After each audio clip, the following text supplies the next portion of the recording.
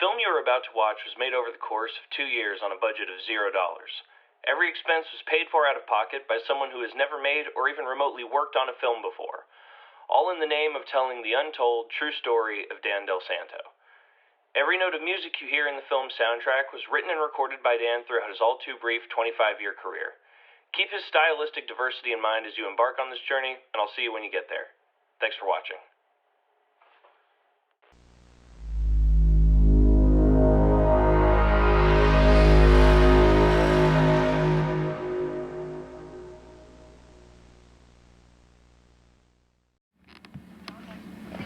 One of those guys pointing one of them things, huh? Don't worry, I'm very inconspicuous, you know, you'll never notice me. Always flip on the bird when he's pulling it up. Dan wants me to keep a record of the family, you know. Look! Documentary. I gained 50 pounds this year. Take my picture next year. Get this. Hey.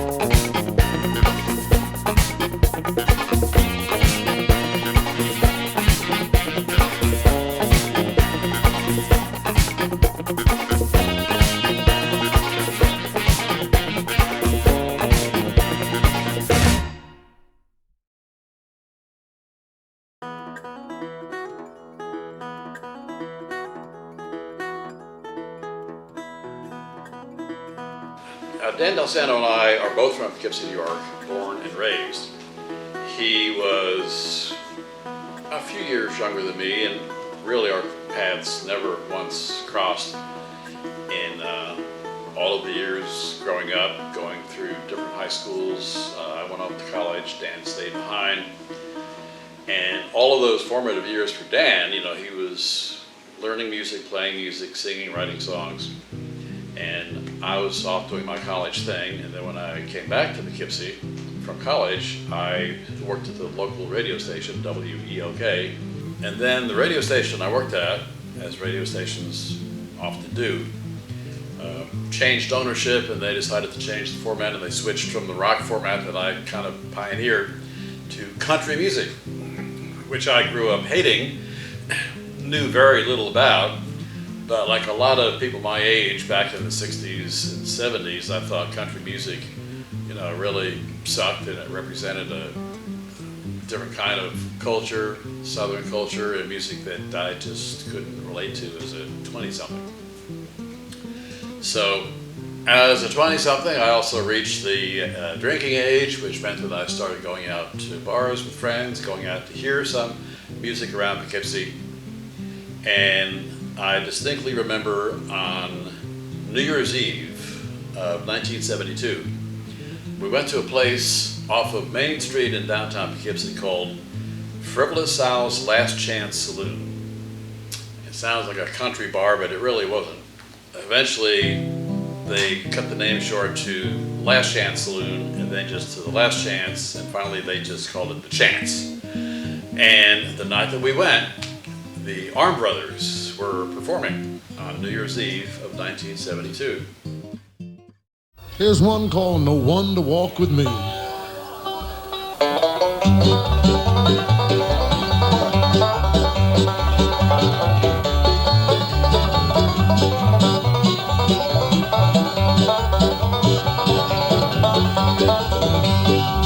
Like a junkie in his rage, I wanna bust out of my cage. I'm going home, I'm going home.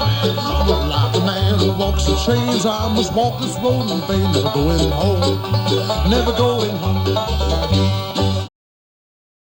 So that was the first time I had ever seen Dan Del Santo performing, or had ever heard of him. And it's just like, I had never seen or heard anything like it. He and his band came out and played 45 minutes of bluegrass music. And First of all, they were all dressed kind of weird. Dan had on his cowboy hat and boots, and the rest of the band was sort of, looked like they just kind of came in off the street.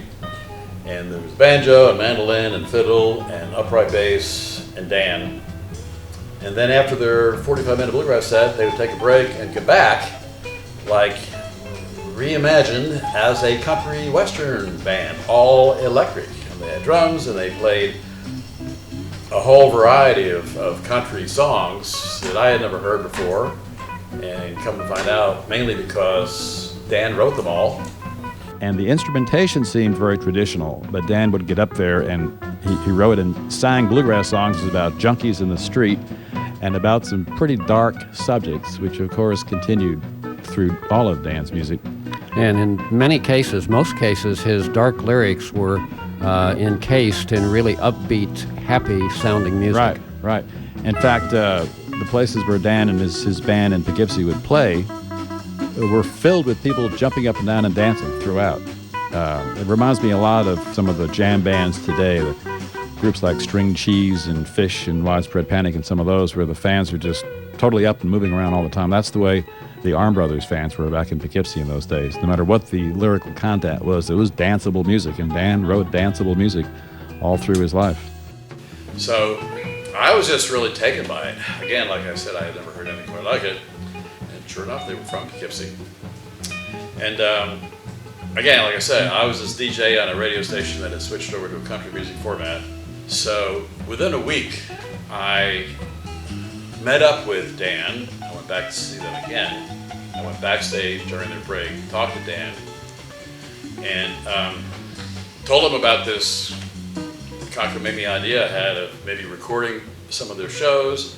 And one thing led to another, and like literally within a month, I was following the Arm Brothers around from gig to gig, from one dive bar to another, recording their shows, and then I pasted together the best of the songs, the best takes of their songs at each of these different clubs, and then I started playing them on my radio show on Saturday night. And in the process, Dan and I became really tight friends. I would say that within a month of us meeting, we were like best friends. All of that happened within like a couple of months. Suddenly he became my best friend, and I was obsessed with this Arm Brothers thing. Mm-hmm. What year was that? 1973. Wow. New Year's Day or New Year's Eve. And then a year and a half later, we were moving to Austin. It's like, what? How did things happen so fast? So it was almost, we just things passed never like happen the that fast 40-year anymore. anniversary of this. Things just don't happen that fast No. in today's world. 50-year anniversary. 50 years since then, huh? Yeah, November 7th, 50th anniversary of when I arrived in Austin, and that began the whole process of Dan. I don't know, I'm going to do it. I can't talk the band into it, so Dan, we made a deal. Yeah. I'm fucking here in Austin right now. You have a job. Yeah. Better get your ass down here as soon as possible. Yeah. I even found them a house to live in and put down the first month's rent. Yeah. Okay, I got a house, paid the rent, you better get here. Eventually they came. But anyway, we digress, or we were jumping ahead. So Paul Constantine knew Dan before I did. I'm not entirely sure how Paul and Dan met, but somehow they ended up as roommates in college. So I suspect that's how Paul and Dan met, as roommates. They were both playing music at the time, so it may have been serendipitous, or they may have, found each other and developed that friendship based on their music. But I didn't know who Paul was for a long time after that. Once I got to know the Arm Brothers, and once I got to know Dan, Paul Constantine just showed up one night as a guest. He just kind of sat in with the Arm Brothers on a show at the Last Chance. And that's when I discovered, hey, this guy's a badass trumpet player. How does this fit in with bluegrass or country music? Well, it didn't, but that didn't matter to Dan as long as it was good music and they had that chemistry between the two of them. But Paul has always been very quiet, if not secretive about something that's just scarred him about his experience playing music. And hopefully you'll be able to get some more information when you have to pry to get him to open up, but it's worth the effort. It's odd doing this kind of too, because I stopped talking very much about Dan. Yeah. Just because of all the history.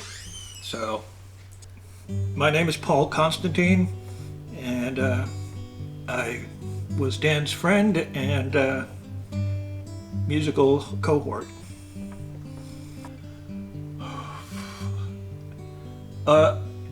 He was, you know, your basic larger-than-life character. At least he believed that. So, he was complicated. I'm sure you heard that one already. I met him at Eisenhower College, which is now defunct. When I first met him, he was kind of being an urban thug character. Like when I first met him, he was wearing a long black leather coat.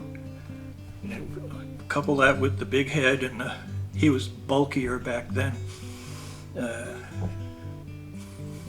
I guess, I mean, I found him hysterical. So, you know, it was always a character.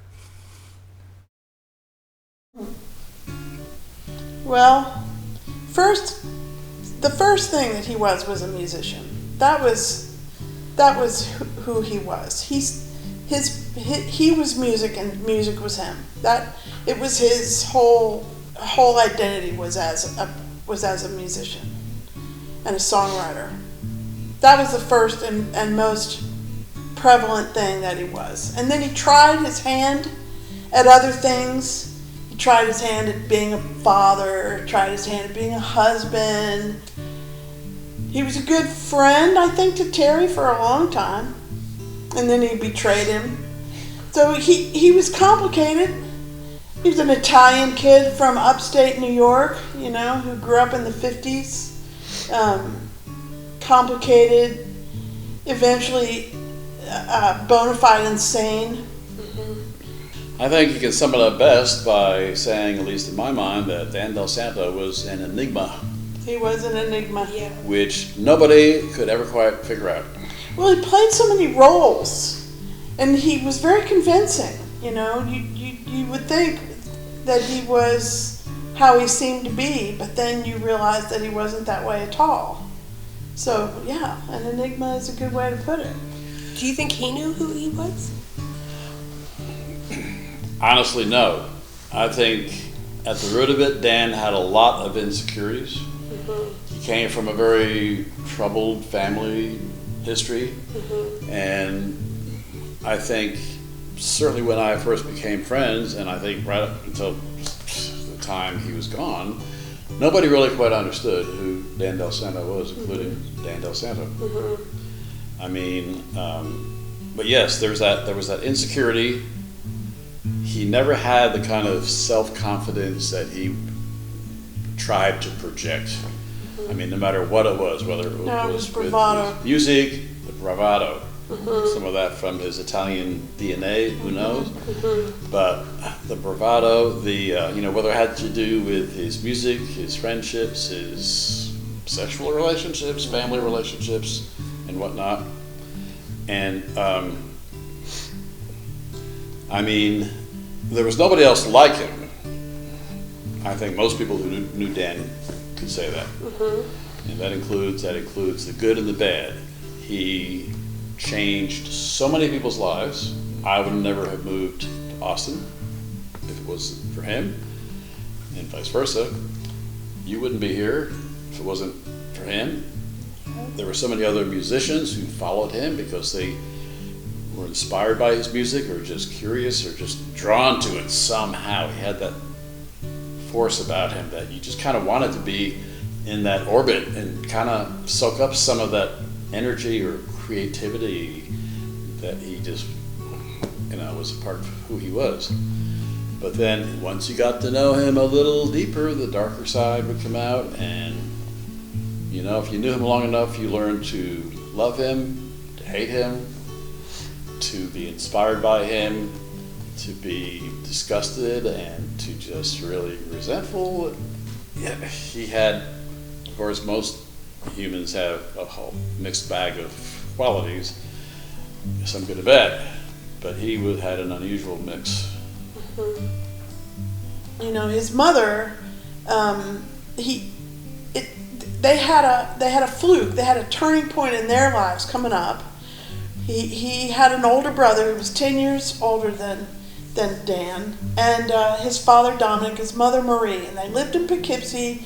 So John was probably in the army by this time. So just Danny in those days, and Dominic and Marie. And so Dan was stuck with this really seriously drunken mother. And when I say, I mean, taking her to the hospital, dealing with the fact that she's falling down, puking, drunk when he gets home from school. I mean, this was really, really bad. She was hospitalized many times with like hallucinations, seizures. It was bad. Really bad. Just Dominic went around and begged liquor stores not to sell to her. And she was the type of drunk that would hide bottles in the toilet, back in the toilet. You know, I mean, and Dan was left entirely holding the burden of his mother, of caring for his mother, for the whole time that he was in high school. I'd say the whole time he was in high school. And got into a lot of other things, like running guns for the Black Panthers and getting himself into lots of other deep, dark things, but always dealing with his mother. So this wasn't something that Dan really talked about a lot, but it was definitely a wound in his heart and his soul. Well, after some years passed, and we were living over here in the house that we lost, which is the house next door to this one. His mother's journals got passed to him, and he read it. And in this speech it said, I had 2 reasonably well-behaved sons.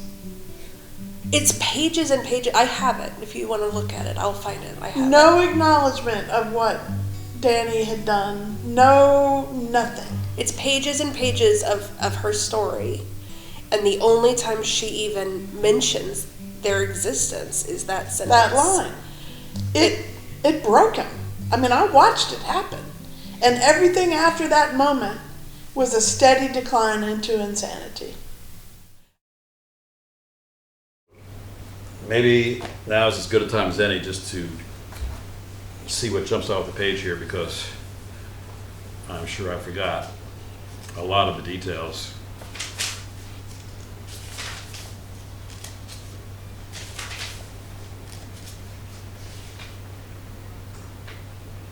After a nice drive through the Texas Hill Country, we reached the Texas International Speedway at 7 o'clock. Even the local Holiday Inn had signs up saying, "Welcome, Willie Nelson and friends." All of those friends were pouring in already, so we found a place near the woods around the Speedway and parked there for the night. It was quite a sight. Thousands of people pouring in, dragging ice coolers and cases of beer. The festival was set up on the field inside the track with a huge double stage at one end. I did a half tab of acid right away, and it hit me during Willie's hour-long set that opened the show. It was the first time that I had ever seen him, and he was great. Dan camped out right at the front of the stage, but I could only take small doses of the mob there at a time, so I wandered around a lot. There was absolutely no shade there at all. The Texas sun is scorching. There were plenty of cases of overdoses and sunstroke and a brush fire in the parking area right near our car that consumed 20 cars completely. We could see the ugly black clouds of smoke, and we were sure that our car was probably one of them, but it wasn't. We staggered out at midnight, went back to the car to sleep. 12 hours later, we were back in the pit for day 2. The mob was bigger, and the groveling up front was more intense. Saturday was the weirdest day of all, and not the best. It was chaos. And after that, we left Austin and headed to Galveston to go swimming in the Gulf. So my last notes were, Central Texas is where it's really happening. I'd say it's just starting to grow. And the people there really dig hip, imaginative country music. The Arm Brothers would probably be an overnight sensation in Austin. The bands there are no better. And the radio we heard was exciting. Coke FM in Austin is progressive country and doing exactly the sort of thing that I'm into right now. It was a revelation to go down to Texas. Then we went to Nashville on our way home, talked, and decided we were going to move to Texas.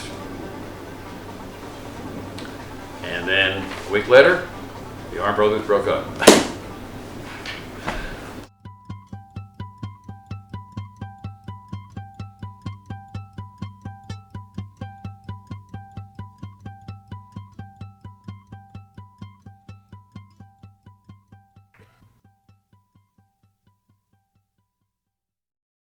One, two, three. I'm Dan Del Santo, and I'm your host every Sunday, Monday, and Tuesday night, midnight to 5 a.m. in the wee hours.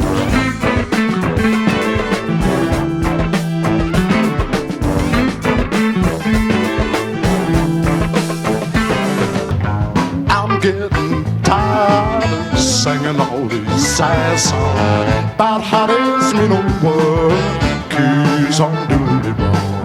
I'm just about fed up, 'cause all I ever seem to have is bad luck. If things don't change, I'll go insane. I swear I'll blow my top, gonna blow my top. If these old blues don't stop, I'm gonna blow my top. If these old blues don't stop.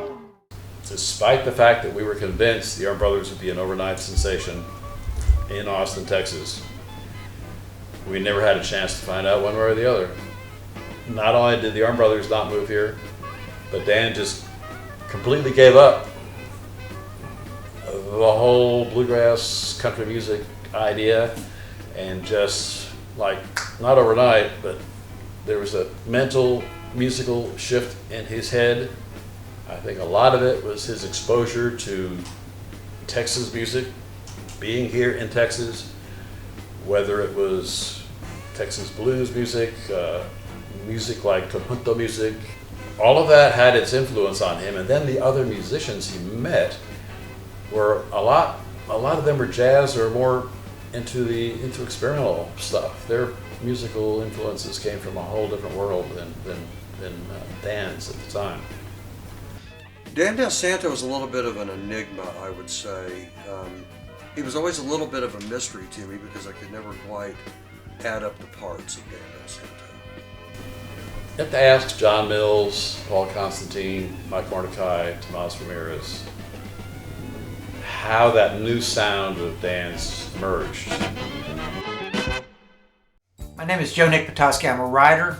My relationship to Dan Del Santo is we were friends, colleagues, and I had the pleasure of advising him on some ideas, musical ideas. When he first started playing around Austin, it was eclectic music, but it was almost folk oriented. It had a real kind of a different sound than what he developed. I mean, he evolved very quickly, so that by the end of the 1980s, Dan Del Santo is kind of like the maestro of what a sound called world beat. He made it a very international sound. He was very interested in African music. He had some really pretty brilliant ideas musically, but he wasn't musically literate, in terms of theory and notation, etc. He did everything wrong. When he taught you a song, he would play the chords, and the chords sounded right, but they weren't right. They weren't. Like a C chord wasn't like a C chord. He figured out what he wanted and he played that. And as a result, at the end of the song, who knows what the hell he was doing, man? I mean, guitar players could not steal his shit because they didn't know what he was doing. For a long time, I had to do that. Like, I did lead sheets for his songs, but fortunately, John Mills came along who he could orchestrate something in 5 minutes. For a while, before John Mills got into the band, I was just the guy that did everything. And I didn't like that. I wanted to be the guy that, you know, played saxophone. That's all I want. That's all I wanted to be anyway. You know, but he didn't let me be that. He always had somebody leading the band for him. Mostly because he couldn't lead. He didn't think about music. He knew and stuff like that. You know, I mean, he was a great showman. But as far as actually having true knowledge of how to lead a band, no. My band has been together in this town for 18 years now, and John Mills has been with me for, oh my goodness, something like 13, 14 years, maybe more. My name is John Mills, and I played saxophone with Dan almost from the time he got to Austin, maybe within the year of him moving to Austin. We first met up, and I ended up writing out a lot of arrangements.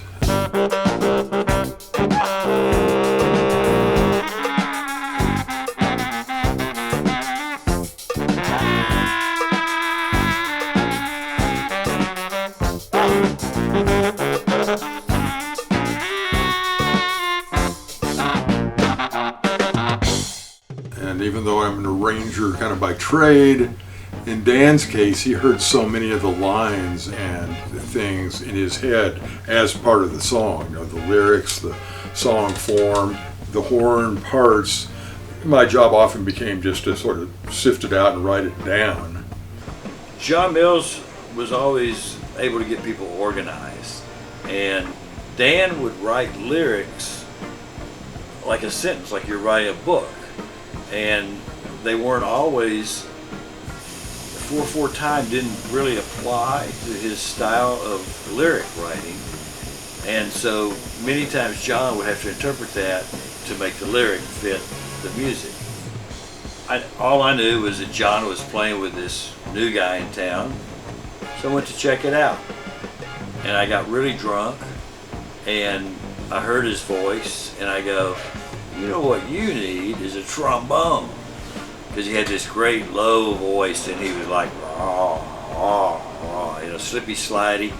But what he started doing was finding really good musicians, and he keyed on people like Mike Mordecai.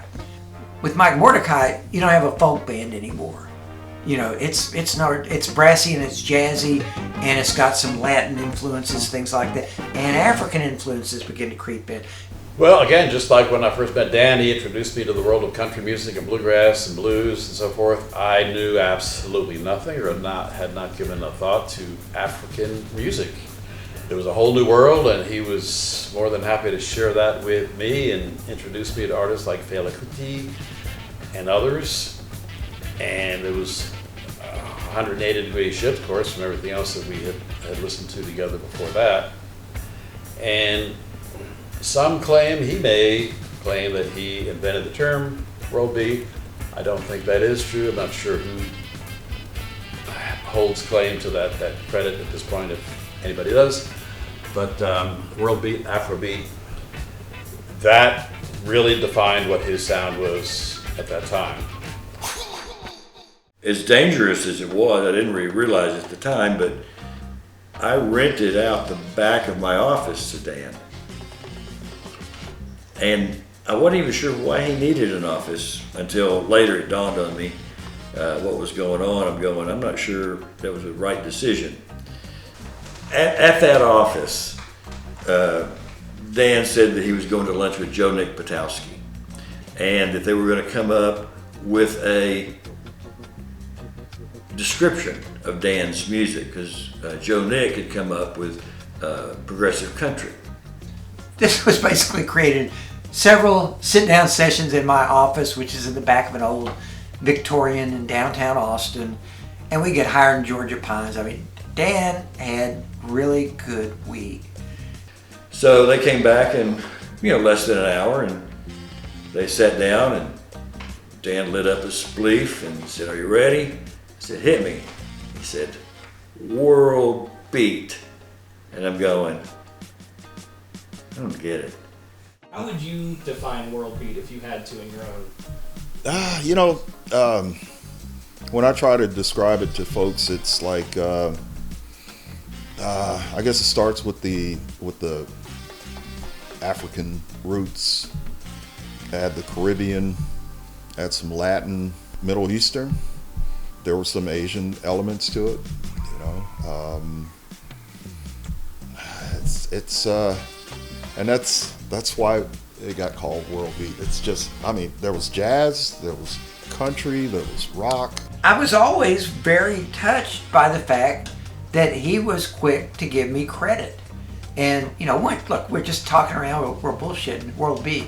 He could have claimed it for his own, and nobody except maybe me would have raised a finger and protested. But I always thought that was very generous and kind of righteous, but he was very egalitarian. Even though he led a band and he was in charge of a band, just the way he ran the band, I just got the sense he was a very egalitarian guy. I appreciate the things that were kind of great about Dan. I mean, he had something for sure. He got all of us knuckleheads to do free work for him all the time. I would get paid, you know, the little $30, $40 or something for a gig, and never saw a cent on record sales. I have no idea if any were sold. You know, we used to kid that the first album had already gone lead. And I mean, he worked my butt off, but it was fun. And I think most of the musicians would say the same thing. They must have enjoyed it, because I don't think he was paying them to come out and record.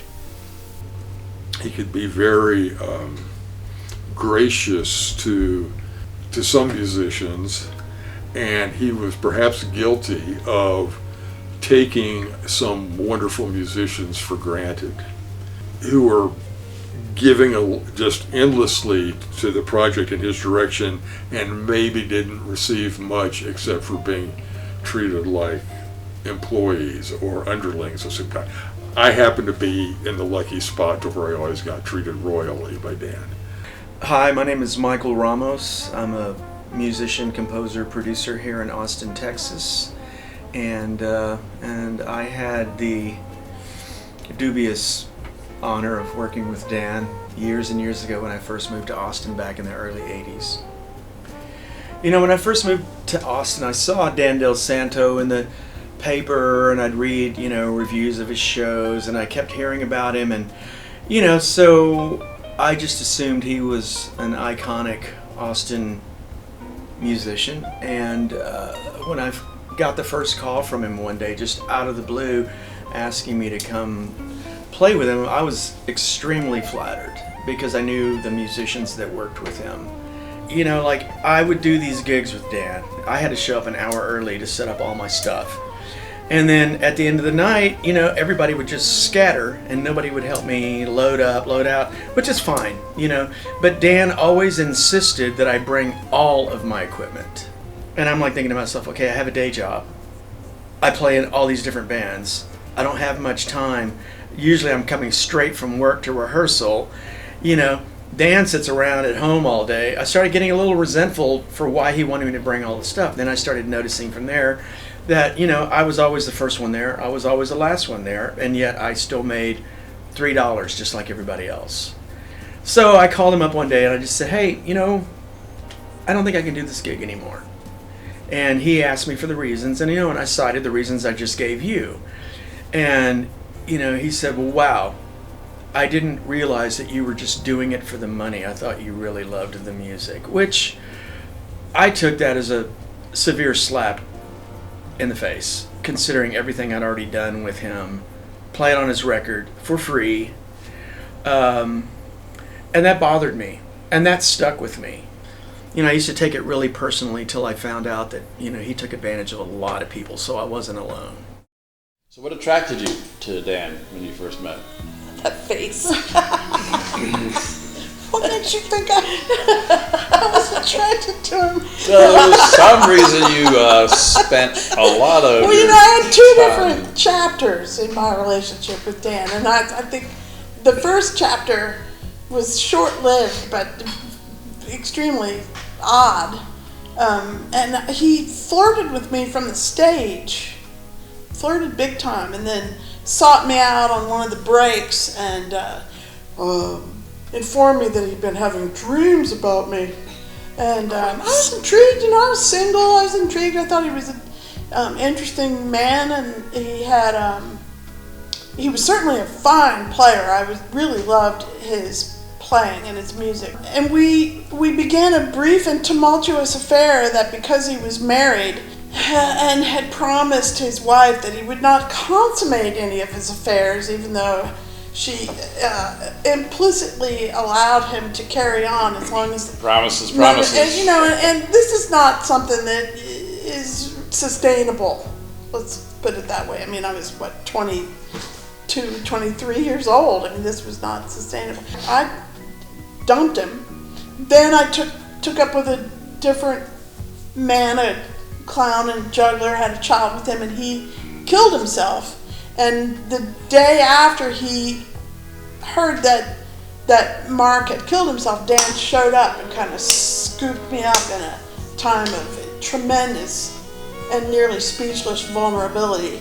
And that whirlwind swept me into the next chapter of my life, and I was barely even conscious.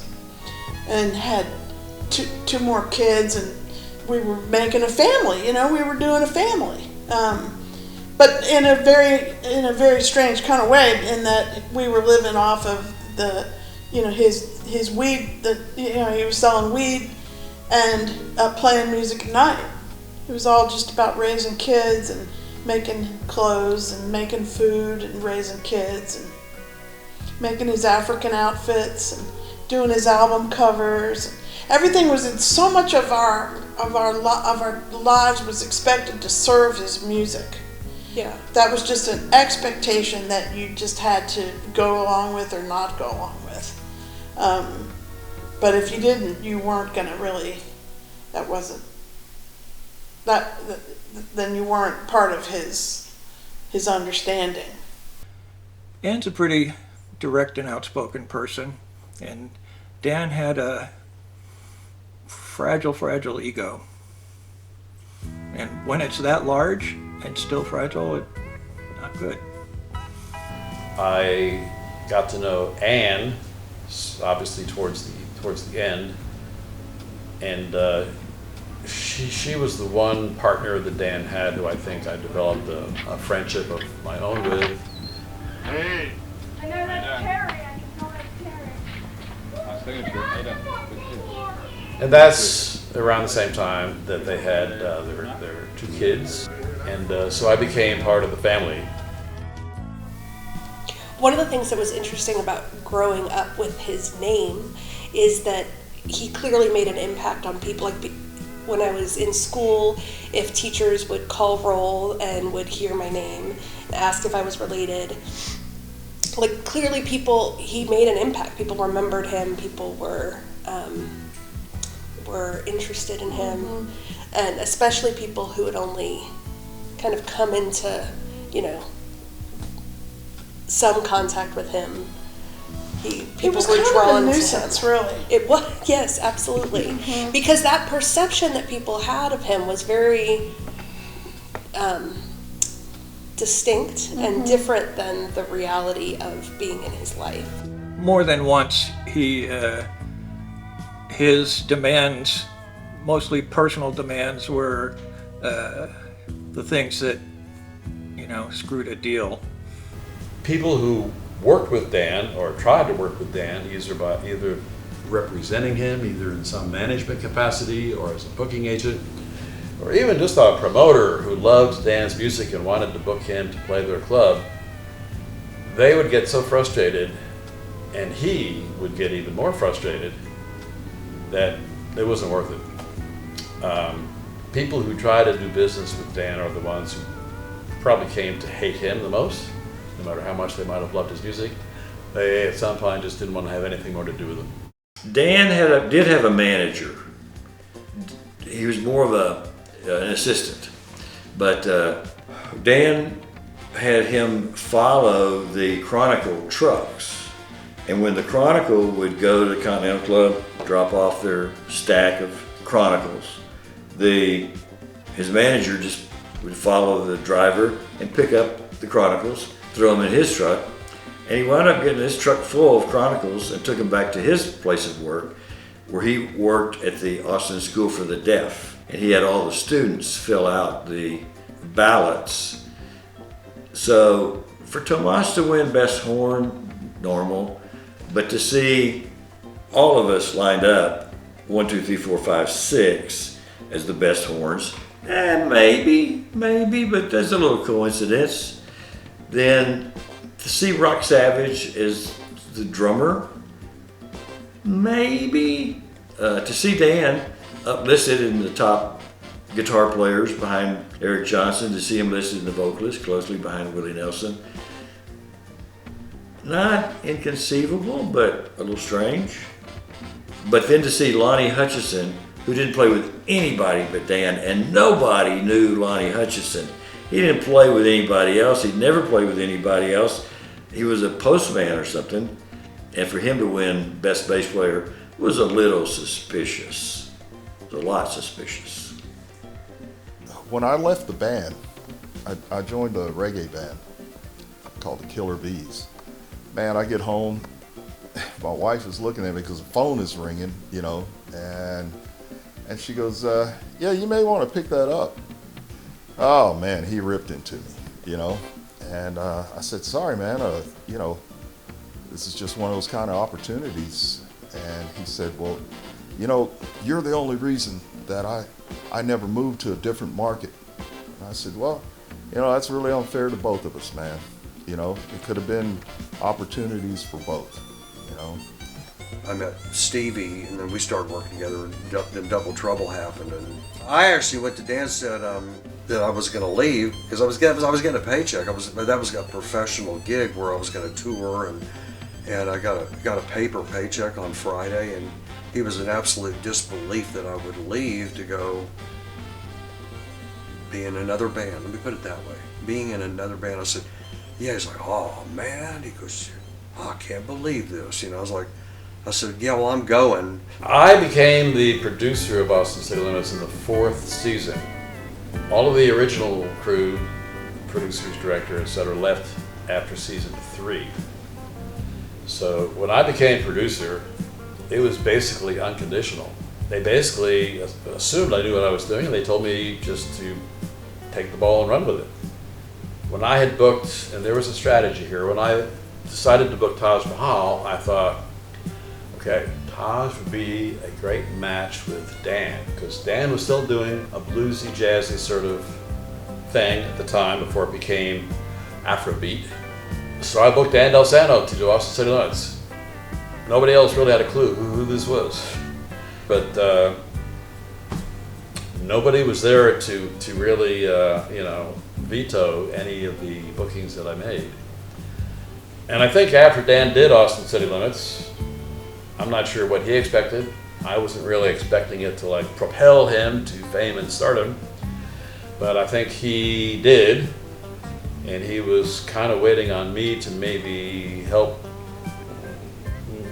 you know, make that happen. And I also felt like he was a bit resentful, maybe a little bitter, but at least resentful that I didn't somehow swoop in there and rescue his career and, you know, give him the popularity that he deserved, somehow get him recognition. But he was impossible to work with. I think he might have been a little bit upset with me because I was booking Symphony Square, and we had an incident there which did not allow us to book him anymore. I was told not to book him there anymore. We're doing a gig at a place called Symphony Square, and there was an outdoor like mini festival one day, and there were, you know, several bands on the bill, and Dan was the headliner, and the band I was playing with was playing just before Dan. And as happens in these situations, they were running behind. I think they had technical difficulties early in the day. And so we went on probably about a half hour late, and it wasn't our fault. So while we're playing, you know, I see Dan off to the side and just looking, and just, you know, Dan could shoot some dirty ass looks and very sinister. And he was just standing over there and he was just glaring. And about 30 minutes into our set, about halfway through, the power went out. We broke down, and it was just miraculous that it came on as soon as we were broken down. And the leader of our band said that somebody had told him that they saw Dan go over there and flip the breaker. And so basically Dan, you know, shut the power off for our set. And afterwards, I remember looking at Dan, and he kind of like looked at me again with that really sinister look with a smirk on his face. You know, when you declare yourself a spokesman for the downtrodden and the underserved, the underappreciated, and in your personal life you demand certain levels of everything. I don't know, he ended up, I think, maybe believing some of the hype. Well, the paradox of Dan Del Santo was his outside image was that of Jabba the Hutt, but his self-image was that of Elvis Presley. He thought he had a real gift, and he also literally demanded respect from the audience. If people were talking in the crowd, he would berate them. I remember the solo gigs when you demand total silence. I saw him getting fist fights with guys in the crowd, you know, and I'd flee for my life with fisticuffs and carrying on because he'd stop playing, you know, demand total silence. I am performing my solo songs, you know, it's like I'm pouring my heart out for you and you dare to sit at your tables and talk?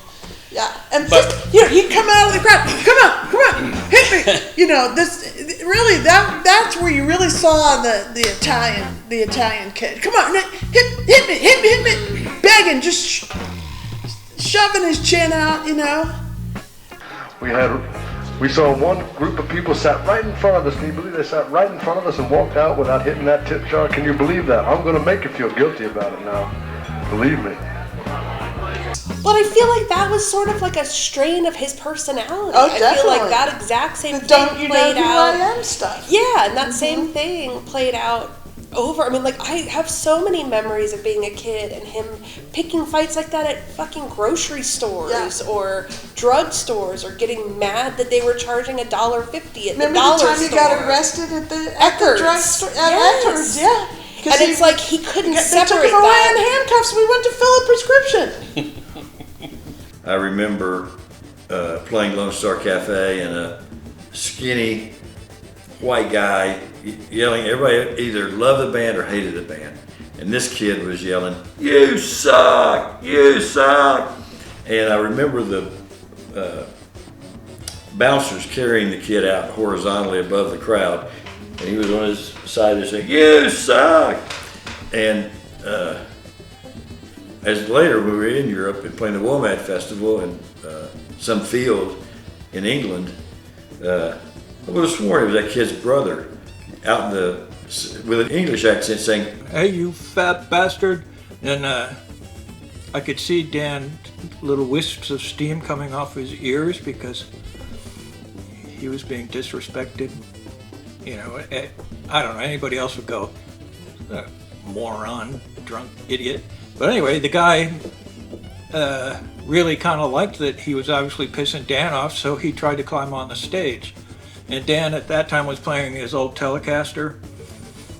It's not super heavy, but he, you know, did the rush him with the headstock end and hit him in the midriff. He flew off the stage, flat on his back. Probably pushed him, I don't know, 14 seats, if there had been seats out there, back onto the lawn, where he just made a large indent like a cartoon character. You know, he was like this big teddy bear, in a way, at times. But, you know, obviously there was dark side to him too. And that would come out every now and then. Because he was such a unique character, commanding presence on stage. I mean, he was like this big, sort of gregarious bullfrog. It was how I would characterize him. He took in a little bit of everything. And that was his whole deal. It was like he was hearing it all, and then just sort of molding something unique to him out of it. And it was always fascinating to watch. And and lyrically, it was a lot of personal stuff too. As a songwriter, Dan had things to say. And once he discovered the apartheid atrocities going on, he began to write very political things of nature. One solution, revolution. One solution, revolution. One solution, revolution. One solution, revolution. Do you have the tape where it's a live set and Terry's interviewing Dan? Yes. And at one point, you know, Terry asks questions. Oh, well, you know me better than that, Terry. Yeah. Another trend, if I might use that word, in your music in the last few months is that you've become more political. Well, now, Terry, you having known me 15 years should know better than to say. Oh, I'm only talking about your music. Well, let's say the political overtones might be a little more... Well, no, I have to say this, that 15 years ago, I was writing a lot of political stuff, too, and, you know, there's been periods in between which I perhaps was not as political as I am now, but it's got to do with the times we live in, as far as I'm concerned. And the politics of your music, the way that it's being expressed in your music right now is changing too as your influences change. I don't expect you to agree with anything I say anyway. You can count on that, Terry. It's varied, it's complex, it's controversial. Controversial. He's political, a lot of it political. He definitely gets his attitude out. His politics are in his songs. And he had some very poignant things to say that we realized were kind of true, and not necessarily things that were flattering to the CIA or the government in general. CIA, strong right arm of the USA. CIA, strong arm thugs of the USA. They're the ones who killed Che Guevara, all because he fought to liberate Cuba. Now they're out to march Nicaragua with their plans to squash Sandinista. Every day they slander and perjure. They're the masters of torture and murder. Don't believe what you hear from the media. They're the ones who killed Victor Jara. Don't believe what you hear from Chile. They're the ones who toppled Allende in the liberation of Zimbabwe. They were there to try to stop Mugabe. If you don't believe that they're evil, look what they done to the Cambodian people. Nixon, Reagan, they all the same. Constant play, the down press again. If you trust the Pentagon, you wind up in Vietnam. Nixon or Reagan, they all the same. Constant play, the down press again. Do you want them to represent you? Do you want them to run the country? Do you want them to run the world? Do you want them to make your decisions? Do you want them to make up your minds? Do you want them to be your masters? Do you want them to rule your fate? No. And then he flips into and does these like love songs. These love, you know, they're really usually quite beautiful. And he always kind of surrounded himself. I mean, not saying we're great musicians, but he had some of the best musicians in Austin playing on his records. Yeah, the ones aside from us were top notch. It was in the 80s when he approached me about coming out to our little project studio and doing some recording. I think he decided that he liked recording the way we record, because we record one thing at a time. It gave him total control over everything. And he would sweat the small stuff. And so he was able to do that with this method of recording, and it wasn't very expensive either. And just took a lot of my time. Slim was working pretty early on, before it was really commonplace of, kind of recording through digitally, and therefore being able to move things around and, record a certain passage and, copy, move it over to another part of the song. So that aspect of production, which came along, it kind of became more commonly available. Not that there were that many people doing it yet, but Slim was doing it at his studio out in Marble Falls. But Dan's music was unique to Dan. I don't think there's any question. And there's certainly no one who sings like him. But he's always frustrated. He wanted a bigger crowd. How do I draw a big crowd? And I think with World Beat, he kind of got some traction. I mean, I'm not here to tell you, he became very successful, a wealthy man, and packed out all the clubs.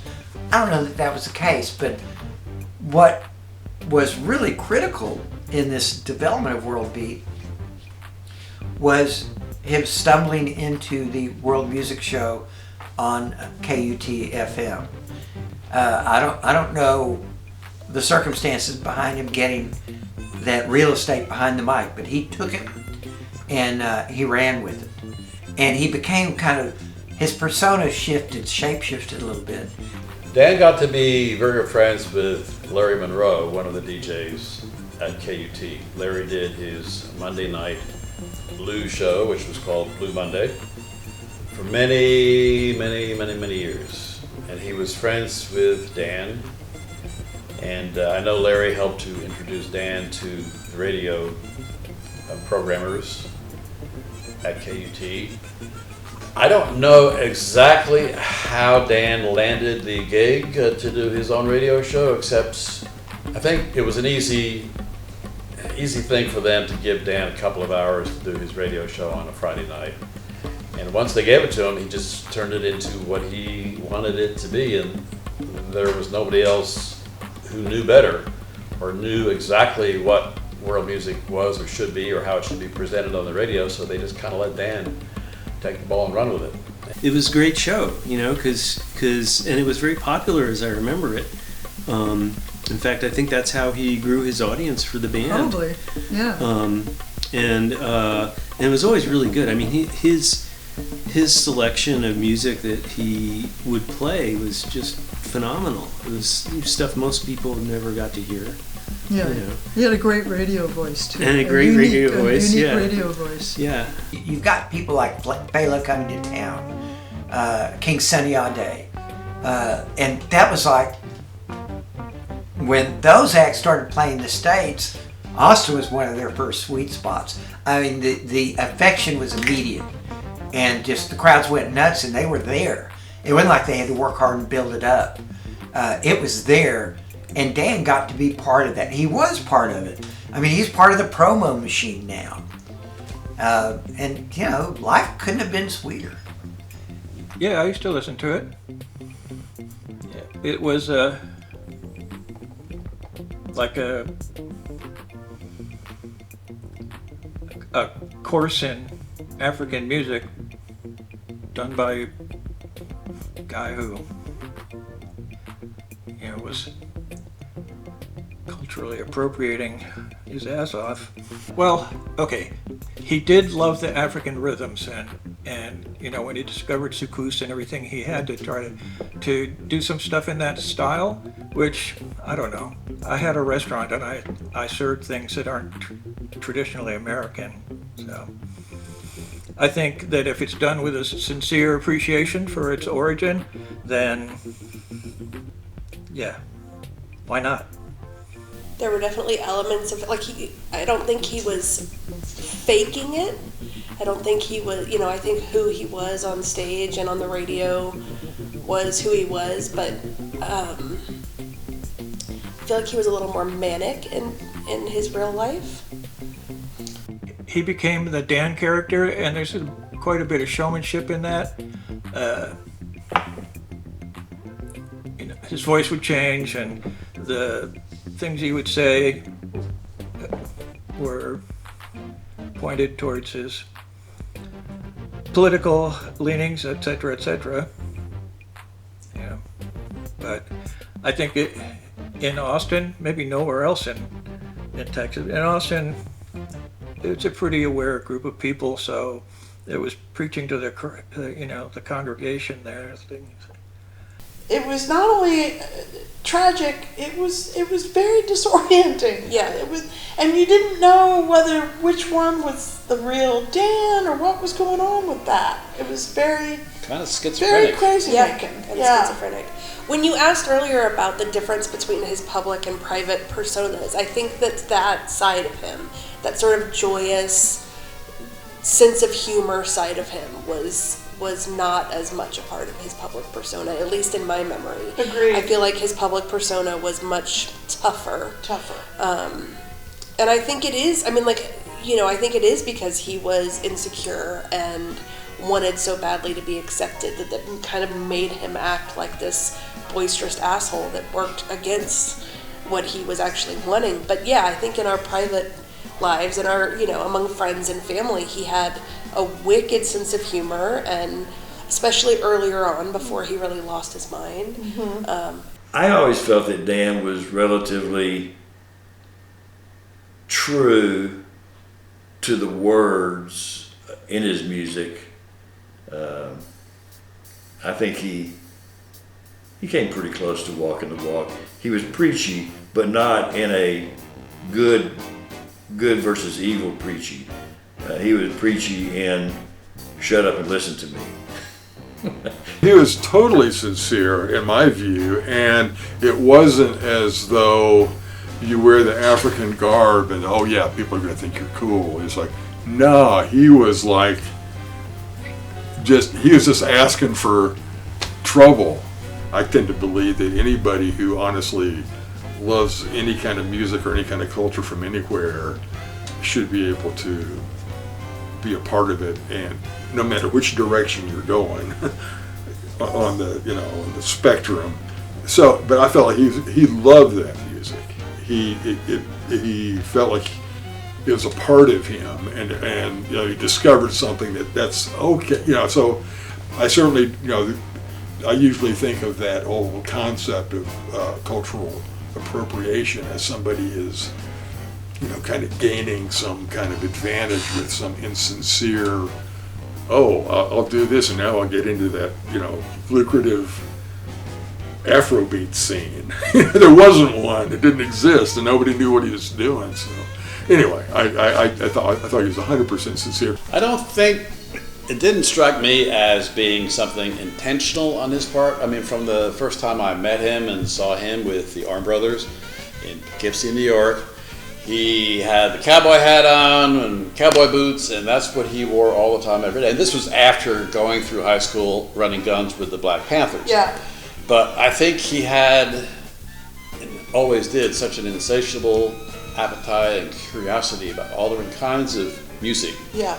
And he just wanted to draw from those different kinds of music, which seemed pretty authentic at the time, considering his father grew up playing old country western songs, and from that background of Italian string music and so forth. Yeah, I can see a perfectly natural transition into wanting to play bluegrass. Yeah. But also that part of Dan that goes, I want to play bluegrass. Nobody else is. Right? In Poughkeepsie, New York, I'm going to make an impression on these people. Yeah. And pull together some great musicians and dress the part and go out on stage without like he was trying to pretend to be somebody else he wasn't, or steal from any of the other bluegrass people that inspired him.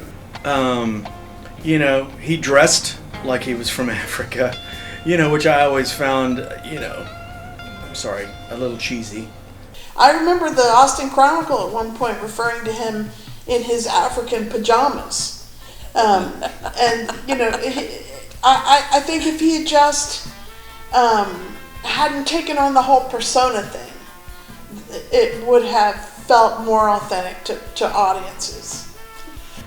And as much as he stood out in the cowboy hat and boots on a stage in Poughkeepsie, New York, he certainly stood out on a stage in Austin, Texas, wearing his multicolored African outfits, which people made fun of as pajamas when he was on stage. And his whole look, his hair, his beard, everything about him just changed pretty dramatically, but he didn't give a shit what anybody else thought, because that's what he wanted to do, and that's how he wanted to look. I mean, today I look at, Austin is a very sophisticated international music community, extremely sophisticated. Back in the 70s and 80s, a handful of people. So, and Dan was one of them. So he was kind of setting the foundation for whatever Austin's music community represents today, and especially the breadth of music there.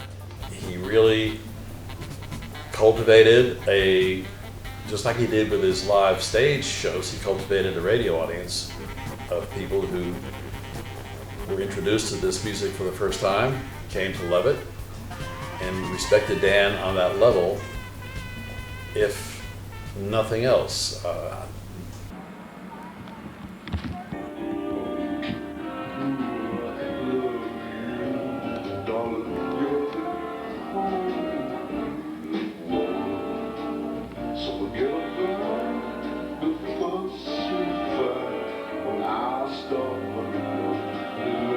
Dan came into his own, and to me, when he had the radio show, he had the band, and he had World Beat, peak Dan. Doesn't get any better than this. He was, he was the king of his corner of Austin, and it should have been forever thus, if not for some small little hiccups that turned into major hiccups. Well, I remember one time we went up on, remember the cliffs at 360 before they built the bridge over? We'd go up on the cliffs and get high and eat peyote and smoke. So we came down from the cliffs one time, and remember in that green Econoline van he had, his ashtray was full, overflowing with roaches. Not cockroaches, but joints smoked down to what we used to call roaches. Do they still call them roaches? Okay. Yes. And overflowing, right? And we were coming back from being out at the cliffs, and the cop pulled him over out there on 71. He takes that fucking ashtray of roaches, dumps it in my lap, and says, "Here, get rid of these." I'm like, what the fuck? Get rid of them? What am I supposed to do with them? Gotta say that he had some anger management issues, but I mean, but he wasn't. This might sound like a terrible thing to say, because I did consider him to be my best friend. Yeah. And he considered me to be his best friend at some point. No, he did. Over time, but despite all the bravado and him getting into these sometimes public scenes, whether it's at the drugstore or at a club, he was a coward. I don't think that cowardice discounts a human being. Just in certain circumstances, it can be inconvenient for the rest of the world that you're just such a scared little turd. I'm sure you heard stuff from Terry. Yeah. Terry was the victim in one such thing. Well, then I got to tell this is a perfect opening for my famous story about the night that I Did got you get arrested. left a hole in the wall? No. So Dan and his band were playing a gig at Clubfoot in downtown Austin, near what used to be the Greyhound bus station. Yeah. And in between sets, as always, when he would take a break, the whole band piled into his funky van that he had driven down from Poughkeepsie, and just smoked their brains out for like 30 minutes. And Dan and the rest of the band were in the back of the van. I was sitting in the passenger seat, and Penny, who was, I guess, playing in the band at the time, was sitting in the driver's seat. And a bunch of us get into Dan's van and smoke a little pot, and then I had to leave because I had stuff to do in the club still. And I came from walking up the alleyway, as I remember. So I must have been out taking a walk or something, and I come up, I see the van there, and all the guys are in there, so I get in the driver's seat, because that's the only seat that's available, right? All of a sudden, an Austin police car pulls up on the left, on the driver's side. I see a cop car coming up. I said, "Oh, here comes a cop car!" And bam, everyone in the back shoots out. Right. And everybody had finished smoking at that point. They were done. So as soon as Dan saw the police car pull up, he throws open the side of the van doors, and the whole band flies out. I'm left in the front seat with Penny, and frankly, I don't know if I was trying to be chivalrous or what. I thought, well, first of all, there's no evidence left we smoked it all, and I'm not going to leave Penny here alone in the driver's seat. No. And so I look at this person who shall remain nameless, who's sitting there. He's got his hand on the door to get out, but this person is a real gentleman, and he looks at me and he realizes, oh, I'm going to be the fall guy for all of this, right? So he stays, right? So I didn't have any marijuana in me. It wasn't my vehicle, but the cop, they're trying to smell my breath, and so they arrest both of us. So we sat there, and Dan and the band, I've never seen him move that fast to get back up on stage to play. And so they searched the van, and guess what? They found 2 joints in the glove compartment. Did they haul you in? And I said, well, it's not my van. Yeah. They don't belong to me. Well, they arrested me and Penny, spent the night, only time in the Austin jail. Yeah. And the police, I said, this van belongs to Dan Del Santo. He's in there right now.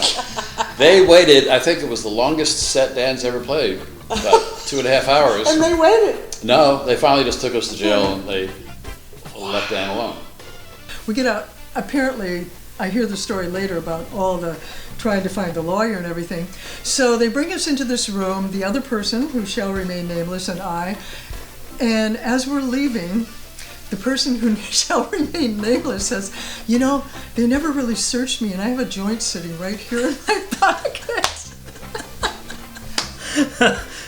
His fragility and anger issues he stabbed himself in the back with that. So I really lost touch with him, and honestly, at that point, I wasn't crazy about being in touch with him anyway. There was an incident on that Europe trip that was really a killer thing for me. So. And of course, that was really fucked up. Paul didn't really know how to take it too. It's like, does this mean I'm the expendable guy in the band, or does it mean we're the oldest friends, so he thinks I'm gonna take it better than anyone? I mean, he just didn't know what to make of it, but he was pissed, and he was really hurt. Dan, of course, had to score, so he, got some weed and like a half ounce of hash or something like that. So the next step of that little trip was Amsterdam. Why would you bring your smokable substances to Amsterdam? Yeah, I think it's just avarice. And a couple of Belgian border cops got on the bus, and Dan got up out of his seat and ran back to mine and stuffed something in the seat back pocket. And I said, get that shit away from me. And he just got all blustery and everything. And then the police got too close, so we went and sat down. It was too late for me to do anything about it. So I just sat there going, well, I guess I know how I rate in this particular organization. So, yeah. I'll just never forget the image of Dan pulling up in front of our house in his car, and he'd open the door and all the smoke would pour out. And but he my understanding, or at least what he said, was he had this chronic pain situation, and the marijuana helped, but if he was too long away from it, he needed more because the pain. One of my earliest memories in life is sitting in his lap while he's rolling a joint. And it's like a visceral memory of the sound of him pushing weed between his fingers as he's breaking it up. Yeah. His fingers were calloused from playing guitar, and that sound of him doing that and sitting there rolling. Wafers as big around as your finger. Yeah. Yeah. And Dan was always in a terrific mood right after, after Toking Down, and then gradually it would wear off and he would get crankier and crankier. And then, of course, it would be time for some more. And, oh, yeah, everything sounds great again, He was known for having a product in his, for his own enjoyment that was sort of off the charts and, exotic strength. It was one of those things we didn't discuss. Obviously, I knew, and I don't know, I was just worried about him at first, and then I started to not really care.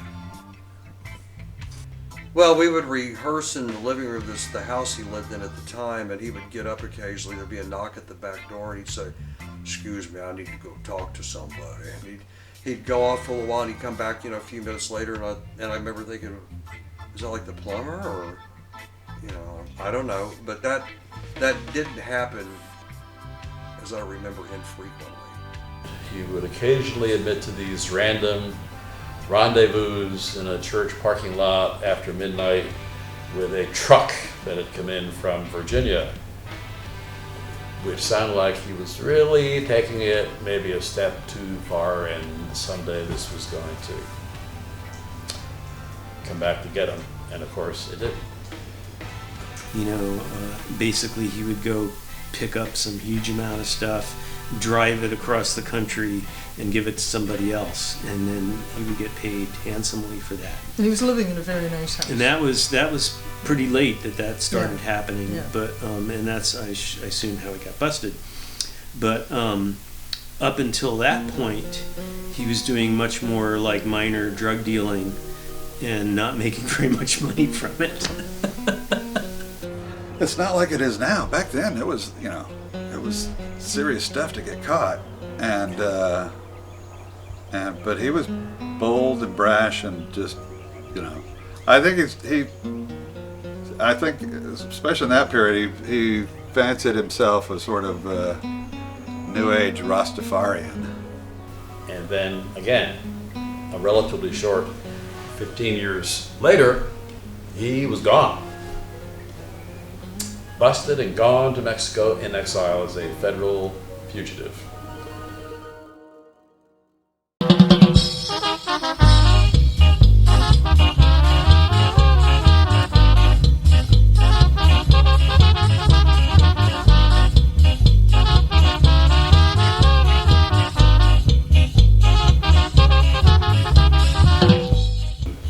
I have my journal of when I went to Mexico, to Oaxaca to visit him, and what we did and what my impressions were, and talking to him about trying to get him to come back and so forth.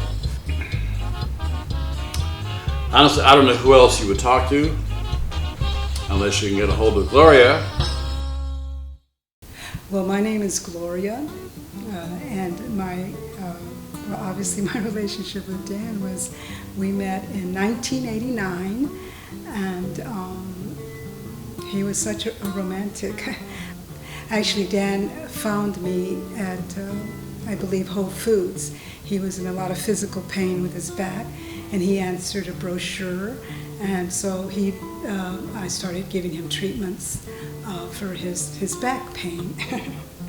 And that's how it started, because after 2 months, he started courting me, and I said, well, we'll have to cease these sessions. And he said, oh, no, but you're doing me so much good, Gloria. We can't do that.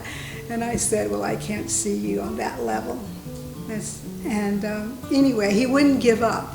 He'd come to my office, which there was other practitioners, and he would just, with his guitar, just blare beautiful love songs. And he kept doing it, and he wouldn't stop. So, I just grew to love it.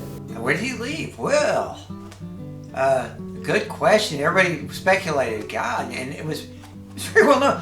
All of a sudden, the host of the World Music Show ain't there anymore.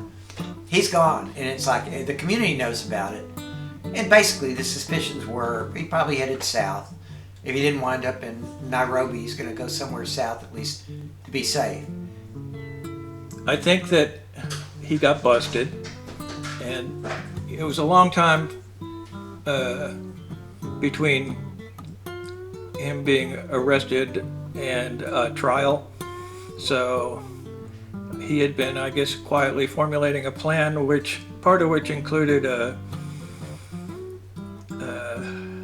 dumping his family and Anne and starting a relationship with a Mexican national that lived in Austin. And he ended up fleeing to Mexico, flight to avoid prosecution kind of thing. And then they released him on his own recognizance because he really did not have a previous record, amazingly enough. And then, of course, that's when he jumped bail and took off without telling anybody goodbye that I knew of. Certainly not me. I had no advance knowledge that he was planning to do that. So when they released him, that's when he pleaded with me to go with me.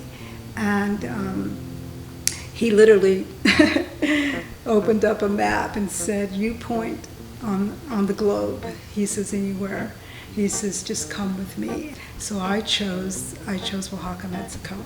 We didn't know where he was, but we figured that we knew who did. Probably one of our biggest regrets is not organizing a trip down there to see him, where he ended up in Oaxaca. So I said, "Dan," I said, "would you please consider sitting it out?" You see, Dan's had a completely clean record. No, in fact, the DEAs walking out of his house said, "We are so sorry." They said, "It looks like you've been framed here," because they didn't find a lick. They didn't find a dime. They didn't find nothing. But these were Dan's words to me. He says, "Gloria, I refuse to sit for this unjust system." He said, "And furthermore, I know that if you say no, I'll never see you again."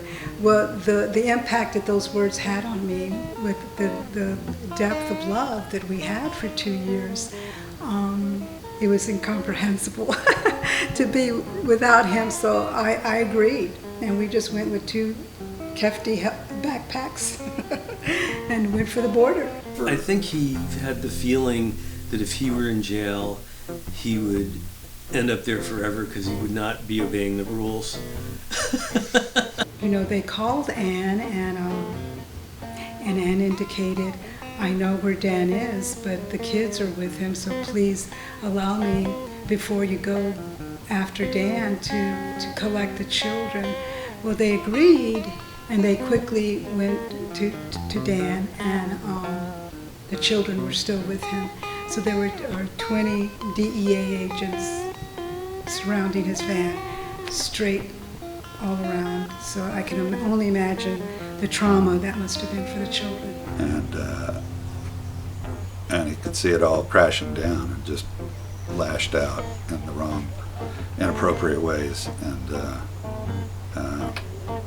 it was very sad to see that, it come to that.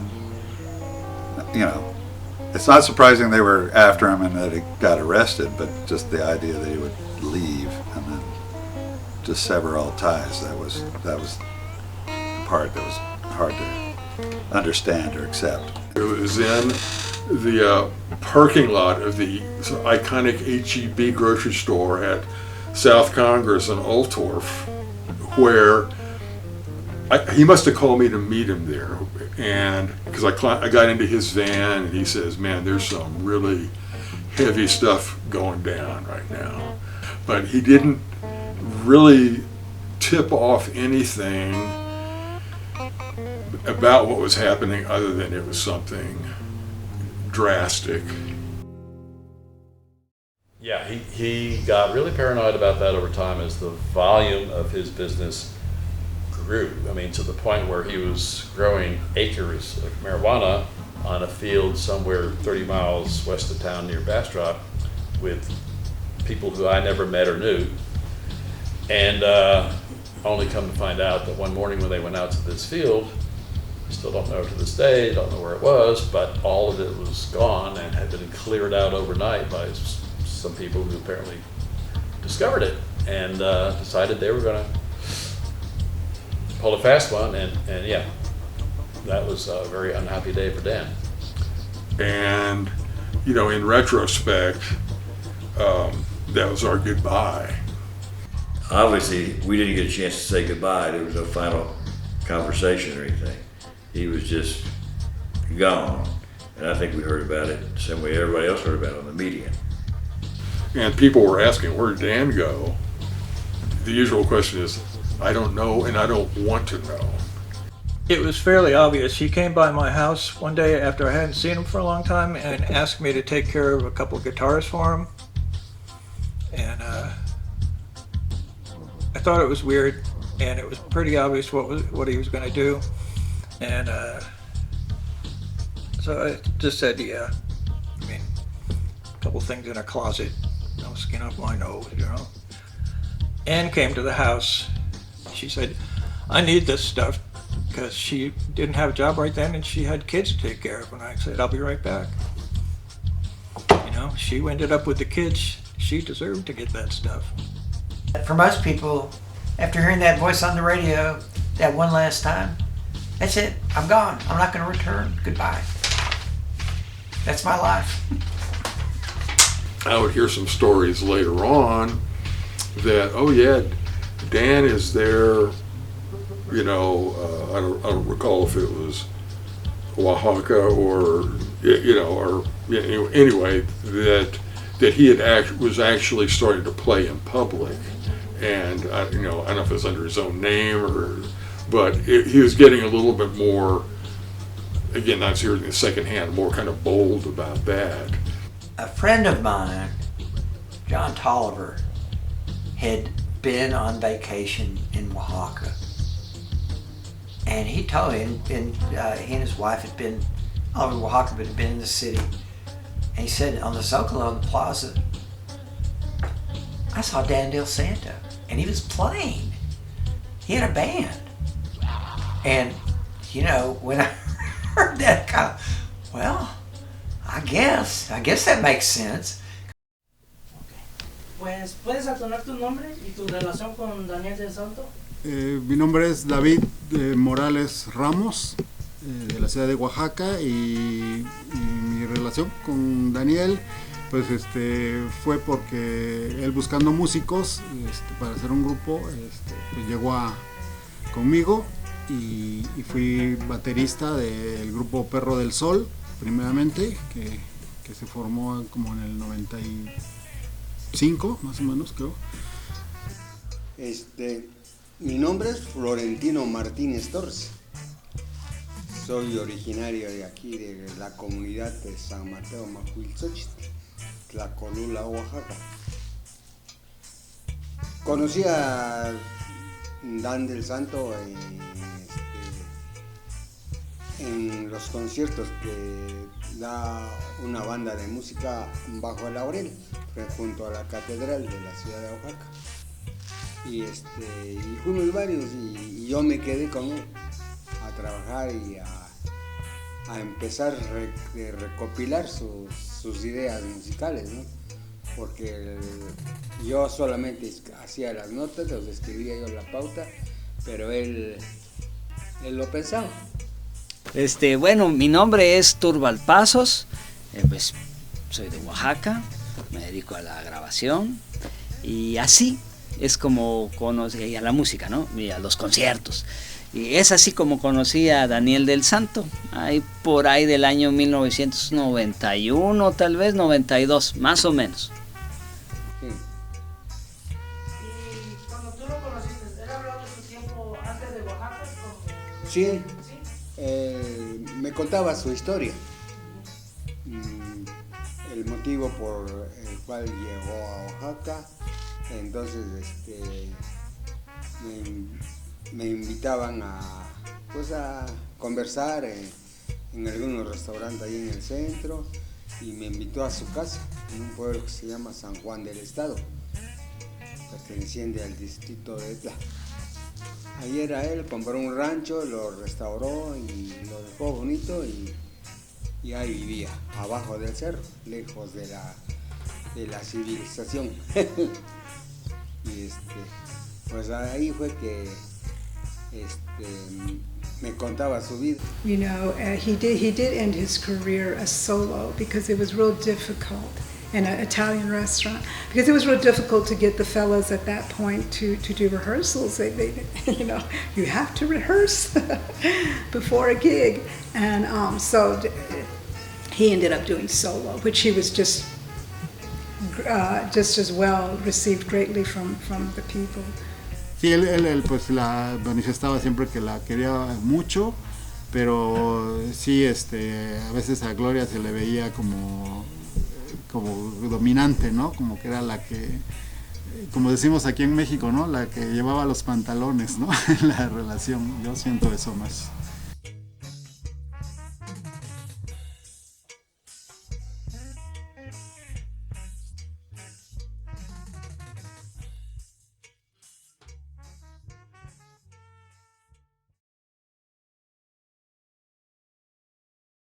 Hello. Please leave a message after the tone. Okay, here goes.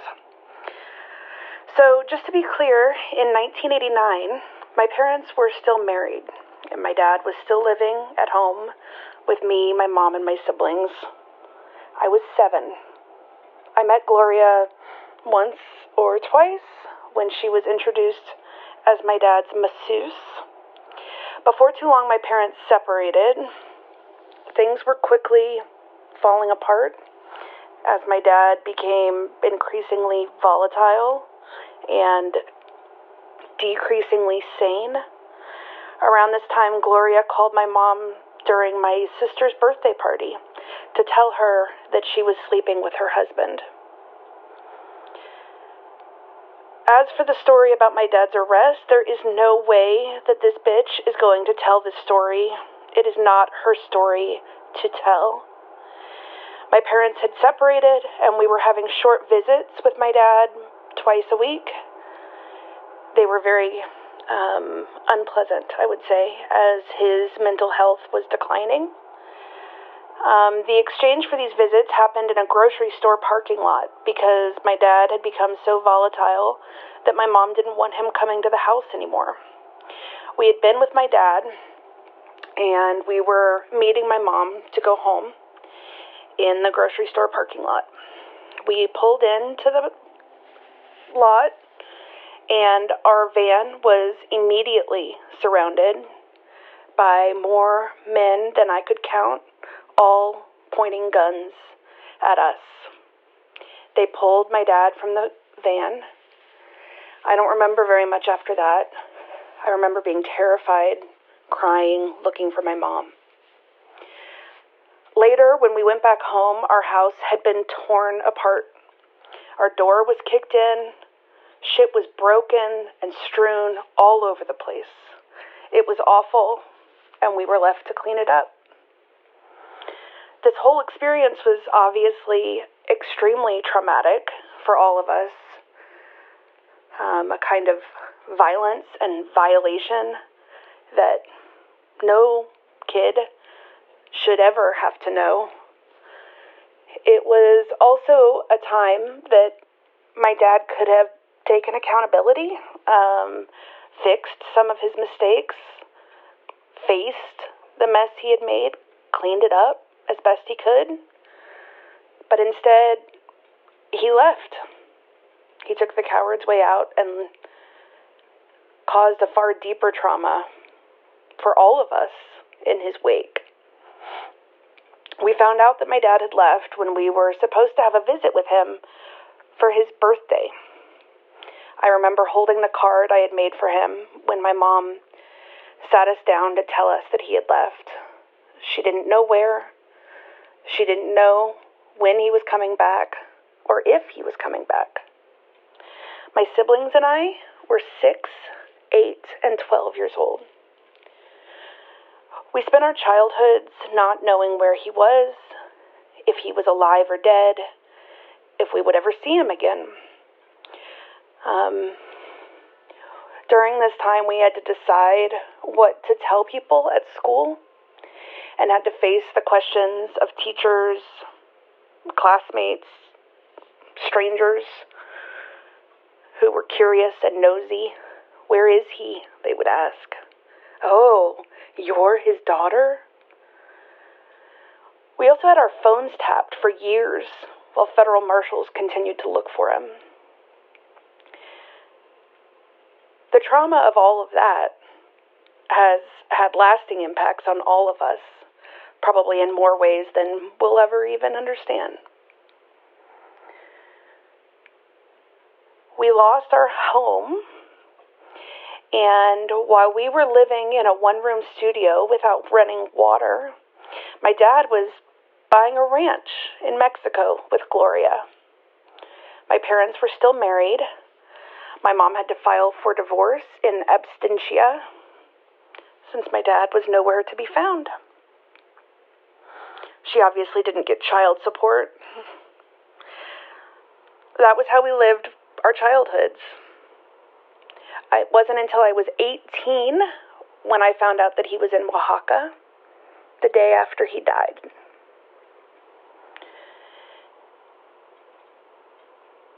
These are the things that I want people to know and understand about this time. That the legend of the outlaw is really the story of a fucking coward who abandoned his children instead of facing the consequences of his own actions.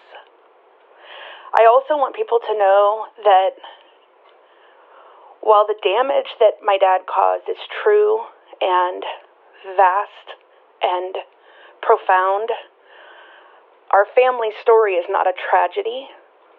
We built a family home out of that single-room studio with our own hands, with the help of chosen family who stepped up, and with the sheer grit and determination of my mom.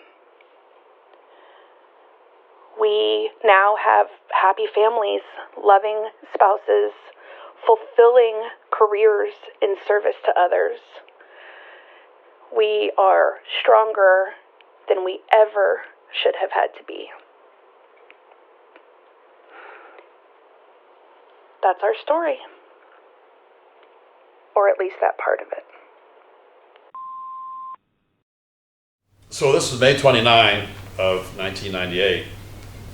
As I walked down the stairs off the Mexicana Plain onto the tarmac, I looked up and I saw Dan, both arms raised skyward, Castro style, standing in the crowd on the rooftop viewing platform at the terminal. Seconds later, we were hugging as we walked into the terminal lobby. I was there for a total of 6 days and 5 nights. We covered a lot of ground and had many, mostly, great times. Well, you know, I gave them a lot of space because it was about their relationship. So I don't know, I probably walked the land or something. But Terry was very gracious. Terry did indicate to Dan that there were people in Austin who were really wanting Dan back, and that they would, if Dan would give them the chance, that all his attorney fees and court fees would be covered. I did connect him with the attorney, Dick DeGuerin, and actually set up a conference call where he and Dan and I talked through all of the options. I probably paid him for his time and effort, I'm sure. And he couldn't make any promises, of course, but he felt like based on the evidence that he had and what he knew, that he could probably get Dan off serving 6 months of jail time if he would surrender and come back. Dan's words were, "No, I'm not going there, thank you, I don't care whose money it is." He said, "But out of principle, I refuse to give these people that kind of money."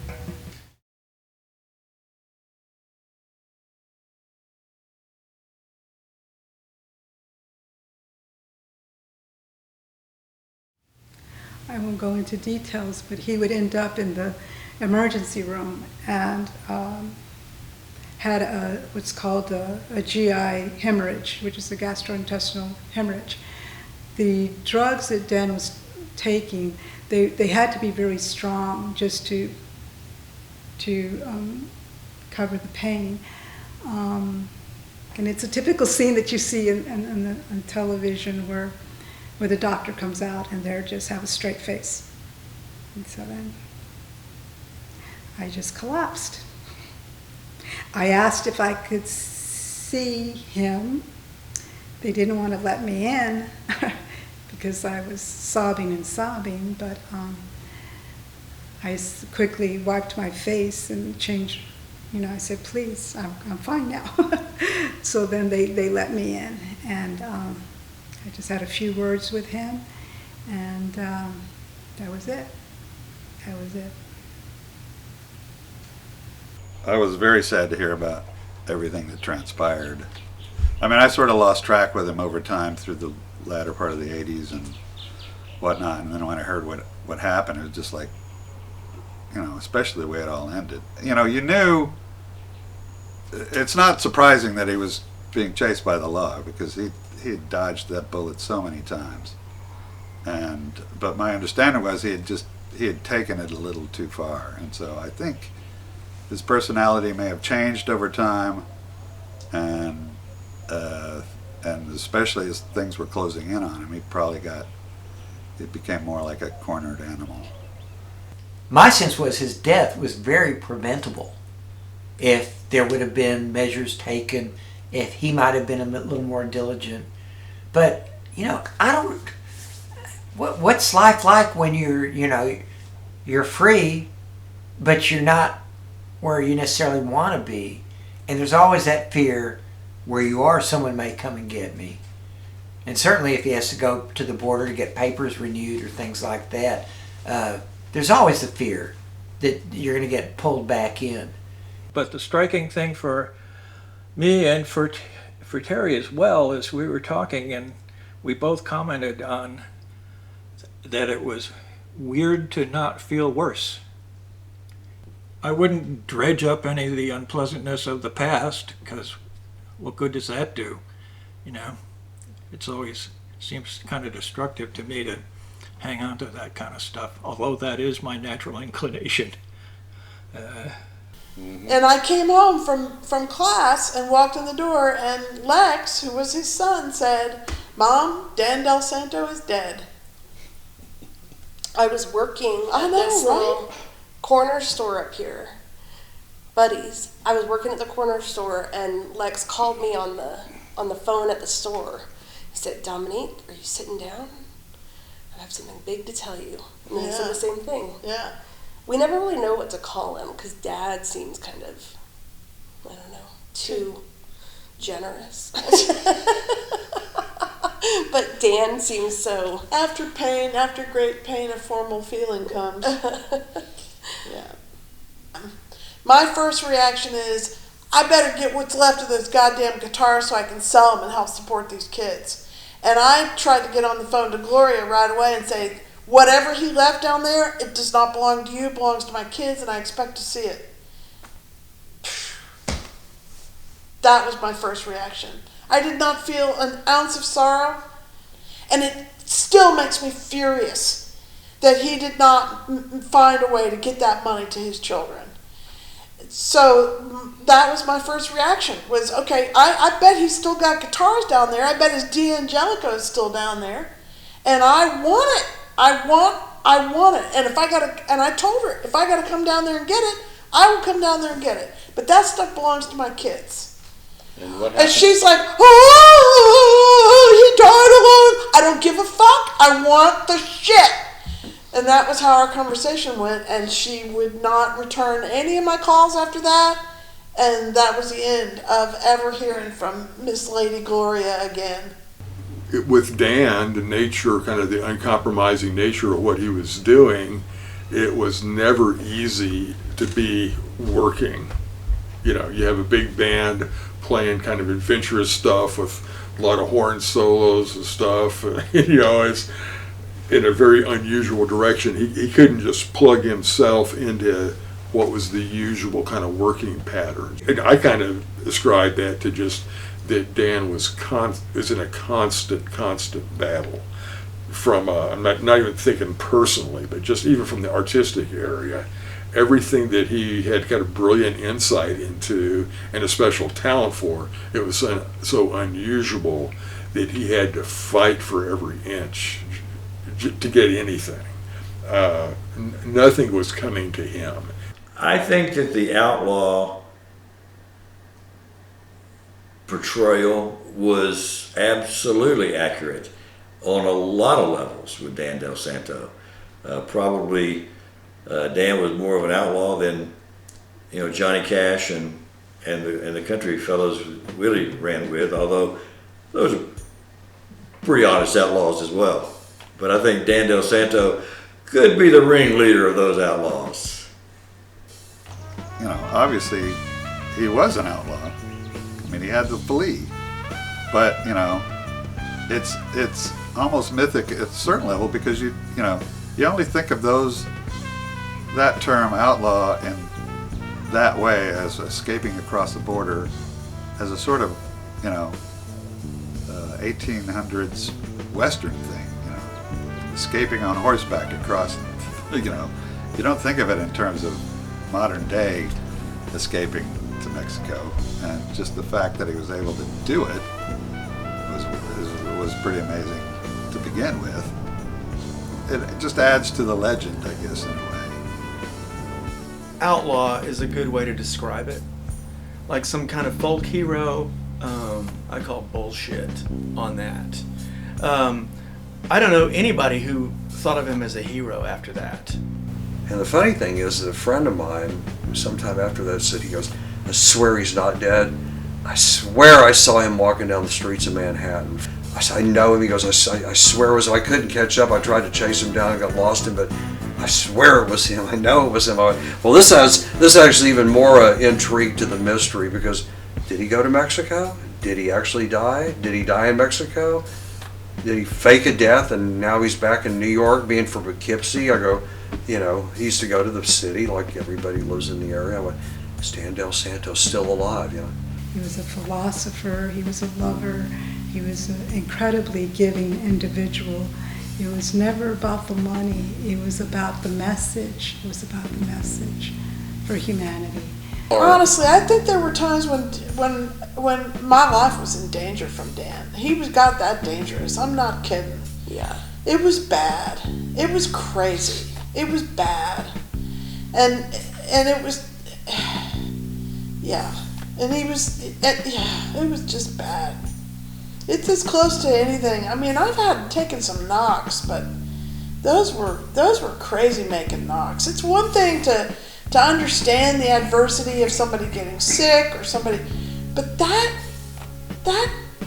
where everything that you thought was true became untrue and you didn't know if it was ever true, that really fucks with your head in a way that is hard to live with. It's really hard to live with, especially when you're also trying to protect these three little kids, these three little kids that are also being deeply traumatized. And then you got to cope with all of that, oh my God, how could I have chosen this mate who would do this to our children? So you've got that going on. I mean, it was just like, there was no sanctuary for me. It was all open wound. Yeah. And then he was gone. Well, let's put it this way. I think I have always been attracted to people who are different. So Dan definitely fit in that regard. In fact, I think it's fair to say that Dan was the most eccentric, quirky, unusual, unorthodox, brilliant, yet conflicted, torn, tortured friend who I have ever had. Our friendship grew really deep for a long time, and then it sort of faded like most relationships do from time to time. But we would eventually kind of come back together, and when he was struggling, maybe with his various relationships over time, that's usually when we would come back and our friendship would be a little tighter again, when he was in the process of going through a difficult, painful breakup with somebody or struggling. Kind of reminds me of that terrific thing I saw that Nick Cave wrote in one of his Red Hand files, where somebody was this whole conversation that people have about, really kind of bad people and separating them from their music, like, and his answer to that was, look, just think of this work as the best of who these people are, and let it go with that, and enjoy that, and be grateful for that. And I think that's a place I'd really like to get to with in my thoughts about Dan. There's still a big briar patch between me and that place, but I think that Nick Cave idea really pertains to somebody like Dan, who was a complicated bastard, philandering son of a bitch, lying piece of shit, fuckwad, who also wrote, really terrific music. Well, as I said earlier, I truly believe that Dan is still with us. He's here with us, and I have felt his presence, especially shortly after he died. He would turn lights on in the house. He would move objects just to let me know that his presence was very much there. I even hear his voice, not so much now, but shortly after, it was clearly as we're speaking. So it's truly a testament that people are present after life, that they are with us, they become our guardian angels, and they're with us, I think that some of the takeaway of his life is what you were saying before about sort of the best of someone being the music or the art that they make. And for me, that as somebody who did not have a choice as to whether or not he was going to be part of my life, the work for me has been the choice of how to view him, right? And to accept that he was a complicated and wounded and fucked up person. Yeah.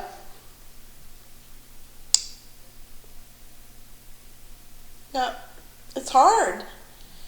It's hard when you have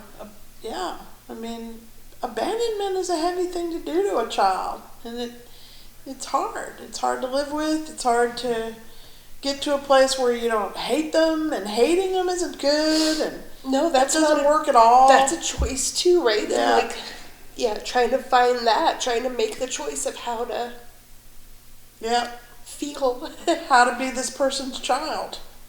Yeah, I know exactly. I mean, I've cried for 3 days in anticipation of this. Every time, and it's not a matter of, I'm not saying that to make you feel anything, other than that's just, it's just hard. It's hard. It's just really hard. Believe me when I say the gravity of all this isn't lost on us. Like, this is, it's obviously very difficult to grapple with. I mean, that's part of that storytelling, but part of that is just wanting to set the record straight. Because when I read your article in the Chronicle, I thought, oh my God, this story is bigger than this music that just sent me down this rabbit hole. And I don't know. But is it? Let's hope it isn't bigger than the music.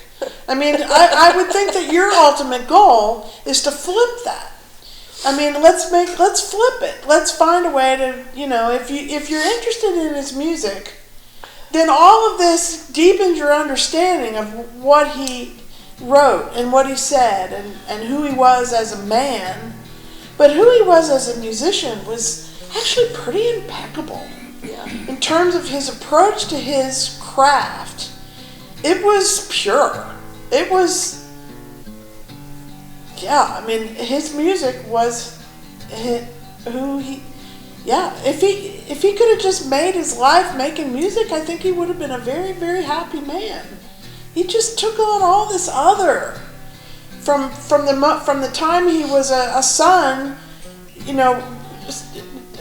helping his drunken mother back in the bed, his roles that he played in life really fucked him up.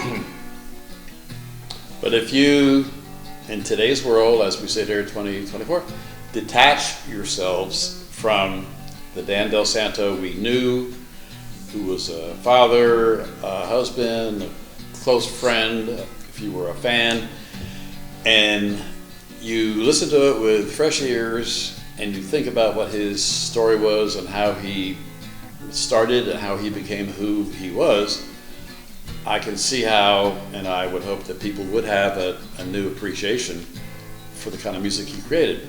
Me and too. that's where you guys come in.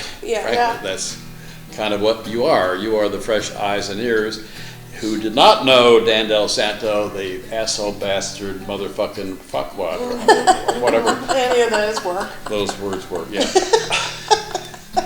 All of those things. Asshole bastard motherfucking fuckwad. Yeah, there you That's go. good.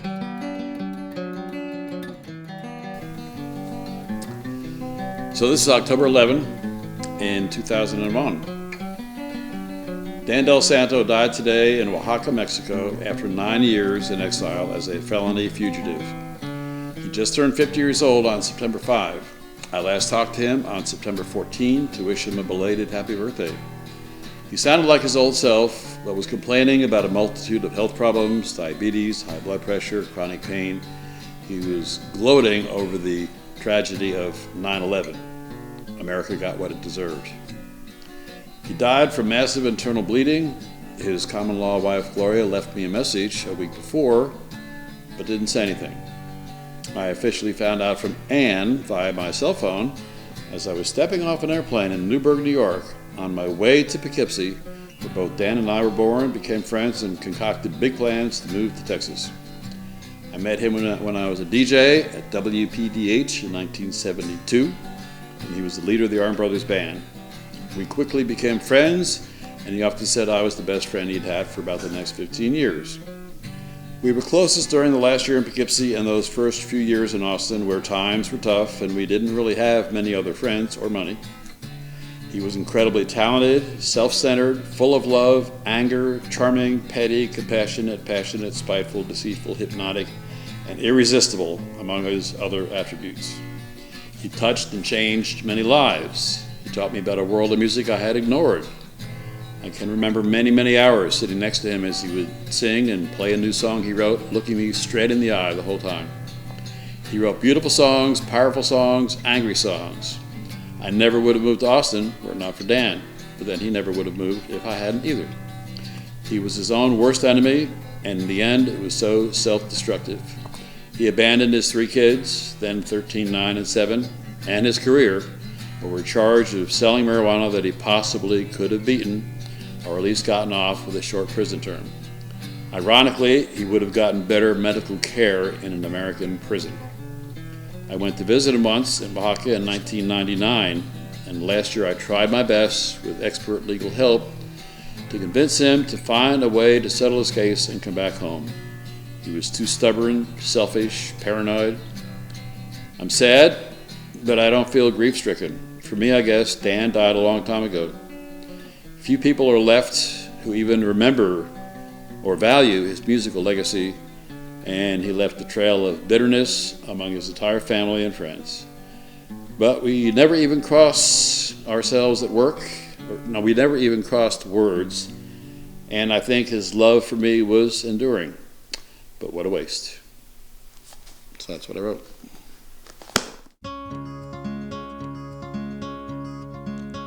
The last sunset went down today. It brought me down to my knees. No one could find the cause anywhere.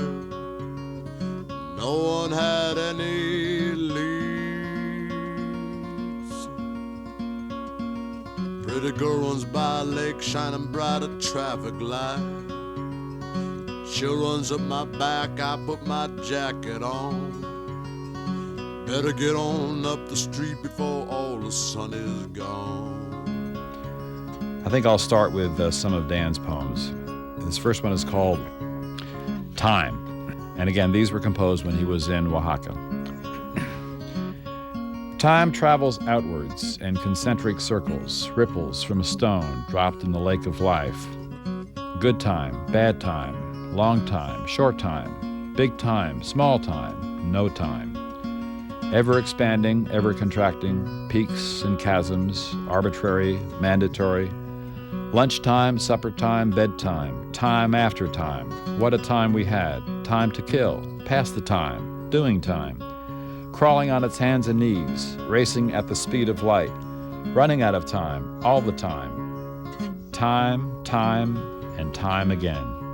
Real or imagined, the pillars of Babylon collapse, crushing the sundials just in time. Time enough, one more time, make time, save time. I took the time, give me time. I haven't got time, you'd better find time, in due time. Instantaneous, eternal, distances, circumferences. Greenwich Mean, time for a change. It's about time. Time to quit. Time out. Better get on up your hill before all your days are gone. The last sunset went down today, and it brought me down to my knees. No one could find the cause anywhere. No one had any leads.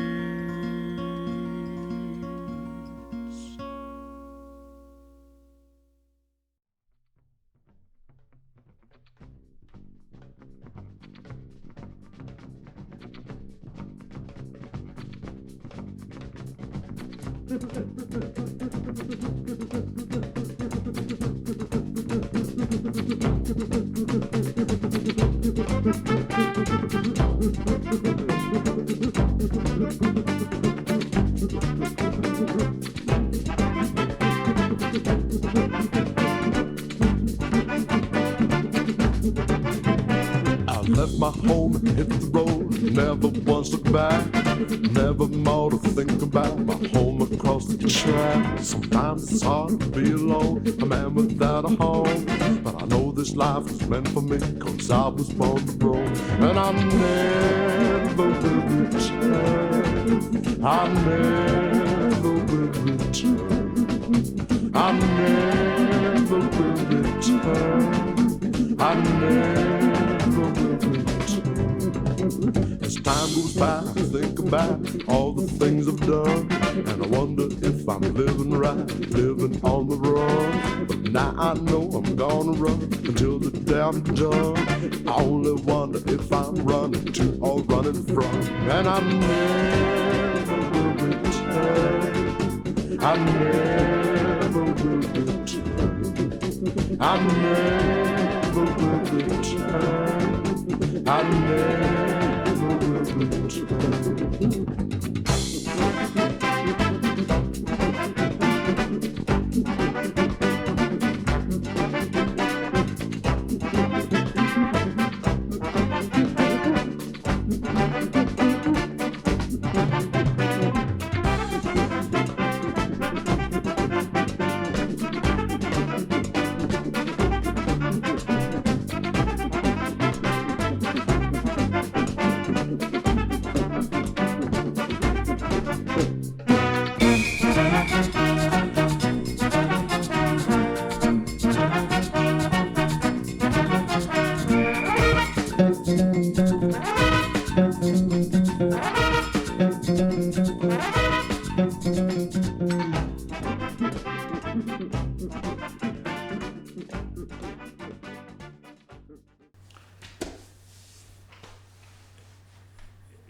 I remember that song well.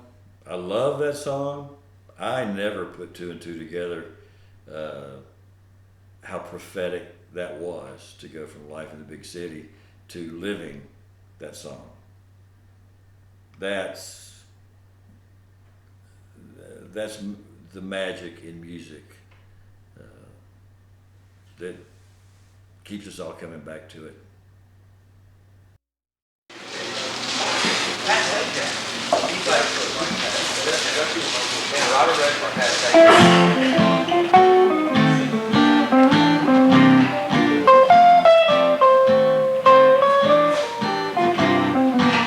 Although it seems that I can't win, I'll still keep waiting for my ship to come in. 'Cause I believe what that old saying said, that Rome wasn't built in a day. I don't care what the people might say, I'm gonna keep doing things my own way. And I don't care if the sun never shines, I may be lost, but I'm making good time. No matter how y'all fuss and fight, two wrongs still don't make it right.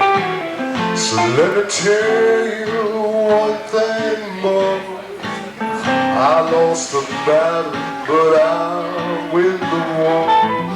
I don't care what the people might say, I'm going to keep doing things my own way. And I don't care if the sun never shines, I may be lost, but I'm making good time.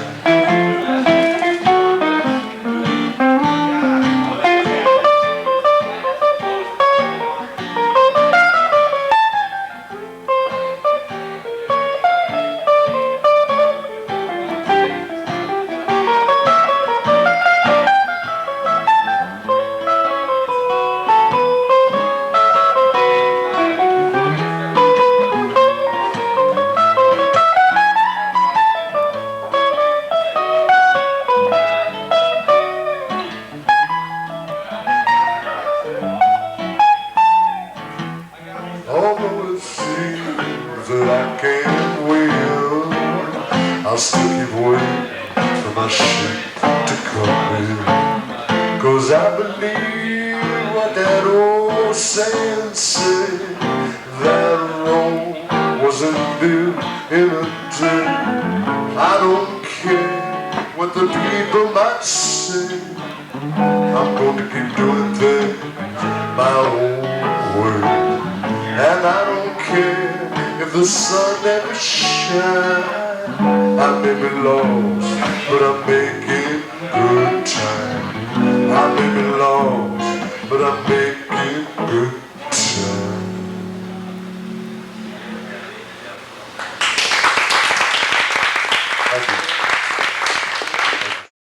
Siwaju Atisoke, it means forwards and upwards. Drive safe going home, okay?